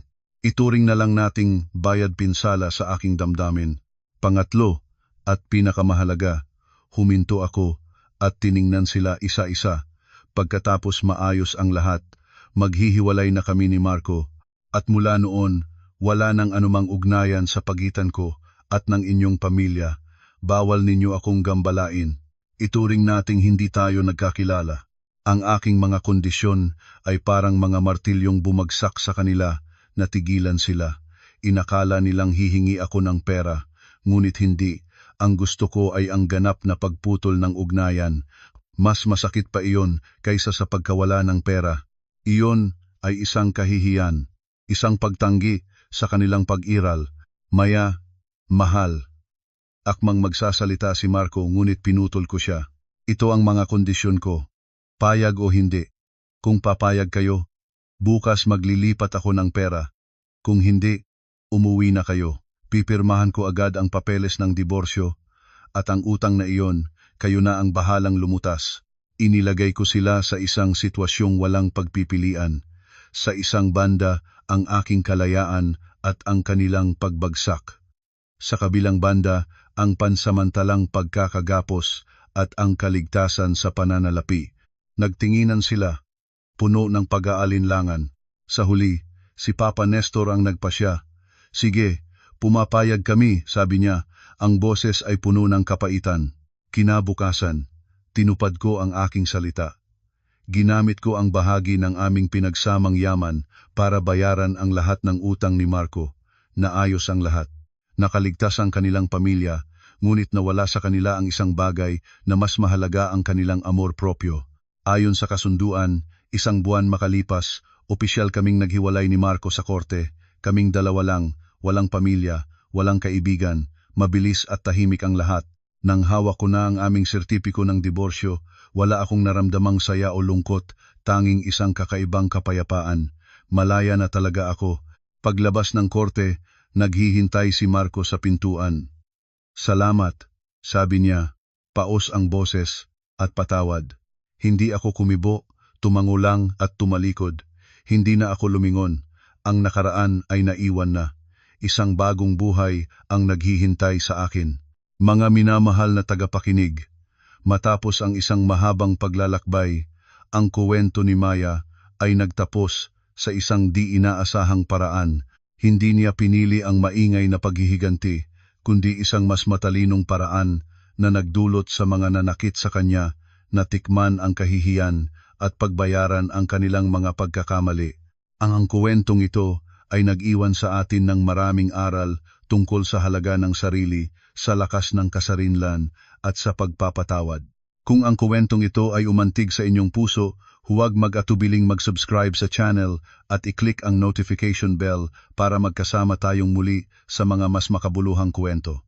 Ang buhay ko matapos ang diborsyo ay isang serye ng mga payapang araw. Wala nang mga peking pagtitipon, wala nang masakit na panunumbat, wala nang pressure na pasayahin ang sinuman. Inilaan ko ang oras ko sa pag-aalaga sa sarili at pag-aayos ng aking negosyo. Ibinenta ko ang mansyon sa Alabang, isang lugar na puno ng malulungkot na alaala. Bumili ako ng isang mas maliit at mas komportableng penthouse apartment na may hardin sa bubong. Ito ang tunay kong tahanan. Nagpasya rin akong hindi na direktang pamahalaan ang dati kong kumpanya. Ipinasa ko na ito sa isang profesional na team na pinagkakatiwalaan ko at nanatili bilang isang tagapayo. Nagsimula akong maglakbay, matuto ng mga bagong kasanayan at muling natagpuan ang saya sa mga simpleng bagay. Paminsan-minsan, nakakarating sa akin ang balita tungkol sa pamilya ni Marco. Hindi sila nalugi, ngunit nawala ang kanilang dangal at reputasyon. Bumagsak ang kanilang negosyo. Si Marco, sinubukang magsimulang muli, ngunit nabigo. Ang kanyang ina, si Divina, ay lalong humina. Marahil, sa huling yugto ng kanyang buhay, natanto na niya ang kanyang mga pagkakamali. Narinig ko ang lahat ng ito nang walang anumang emosyon. Ang lahat ng samaan ng loob ay natapos na. Isang hapon, habang nagbabasa ako, tumawag si Sofia. Ate Maya, pwede ba akong dumalaw? Dumating siya, mas lalong gumanda at matagumpay na sa kanyang sariling karera. Nagpasya siyang bumukod matapos ang lahat ng nangyari. Marami akong natutunan sa iyo, ate, sabi niya. Tinuruan mo akong mahalin at pahalagahan ang sarili ko bilang isang babae. Nagpapasalamat din ako sa iyo, Sofia, sagot ko. Kung hindi dahil sa babala mo, baka wala ako rito ngayon. Hindi na kami hipag at bayaw, kundi tunay na magkaibigan at magkapatid. Bago siya umalis, binigyan niya ako ng imbitasyon. Sa susunod na linggo, engagement party ko. Sana makapunta ka, ate. Oo naman. Darating ako, sabi ko. Pagkaalis niya, isang mainit na pakiramdam ang bumalot sa akin. Sa huli, hindi lang ko natagpuan ang aking sarili. Nagkaroon pa ako ng isang mabuting kapatid. Kinuha ng buhay ang isang bagay, ngunit pinalitan ito ng mas mahalaga. Bumalik ako sa aking pagbabasa sa ilalim ng ihip ng hangin na may amoy ng sampaguita. Ang nakaraan ay isang aral, ang kasalukuyan ay isang regalo, at ang hinaharap alam kong ito'y isang paglalakbay na ako mismo ang susulat. Ako ay tunay na muling isinilang. Mga kaibigan, natapos na natin ang isang mahabang kwento, isang kwentong marahil ay nagdulot ng mga buntong hininga, pagkadismaya at maging mga luha.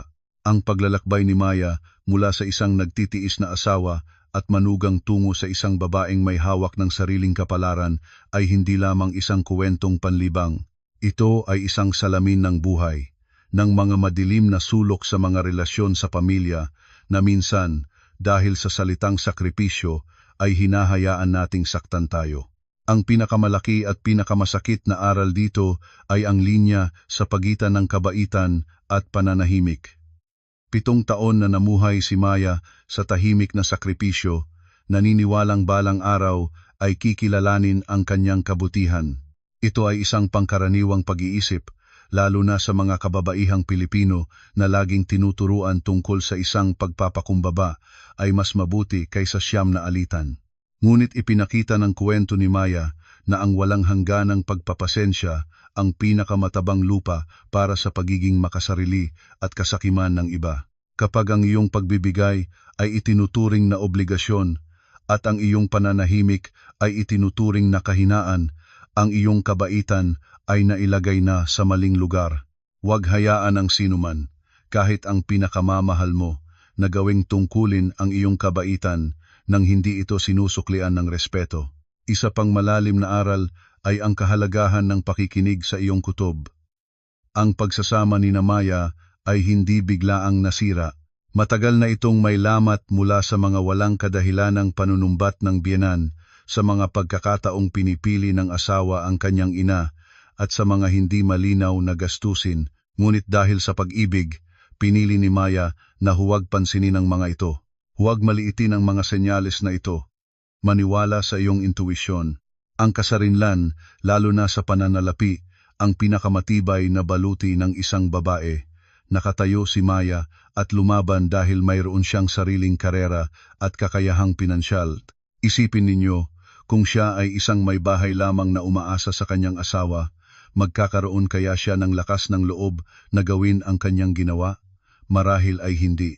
Ang pagsasakripisyo sa pagsasama ay kailangan, ngunit ang pagkawala ng sariling kasarinlan ay isang malaking pagkakamali. Kahit gaano mo kamahal ang iyong pamilya, huwag mong talikuran ang iyong kakayahang kumita at magpasya para sa iyong sarili. Dahil kapag dumating ang bagyo, iyon ang iyong magiging salbabida, at ang pinakamakataong aral sa lahat ay ang kapangyarihan ng pagbabago at muling pagsilang. Nang nasa bingit na siya, hindi pinili ni Maya na sumuko o maghiganti ng bulag. Ginawa niyang lakas ang sakit at plano ang galit. Ang kung ano ang itinanim, siya ring aanihin, ay hindi lamang tungkol sa paghihiganti, kundi ang batas ng karma. At pagkatapos niyang magtagumpay, pinili ni Maya na magpatuloy. Ipinapakita nito na gaano man kalalim ang iyong mga sugat, palagi kang may karapatang pumili ng isang mas maliwanag na hinaharap. Ang pagbagsak ay hindi katapusan, kundi isang pagkakataon upang bumangon ng mas matatag. Sa huli, ang kuwentong ito ay nilikha upang magbigay ng inspirasyon at mahahalagang aral. Isang paalala na bawat isa sa atin, lalo na ang mga kababaihan, ay dapat matutong mahalin at pahalagahan ang ating sarili. Ang pagpapasensya ay mahalaga, ngunit ang amor propyo ay mas mahalaga. Maging isang mabuting asawa, ngunit maging isang babaeng may paninindigan din. Alamin ang iyong hangganan at kung kailan dapat magsalita. Ang iyong buhay ay iyo. Huwag mong ipahawak ang desisyon sa iba. Kung ang kwento ni Maya ay umantig sa inyo, kung nagbigay ito sa inyo ng pagninilay-nilay, mangyaring ipakita ang inyong simpatya, i-like ang video, ibahagi ang kwentong ito, at iwan ang inyong mga komento sa ibaba. Ang inyong suporta ang aming pinakamalaking inspirasyon. Maraming salamat po.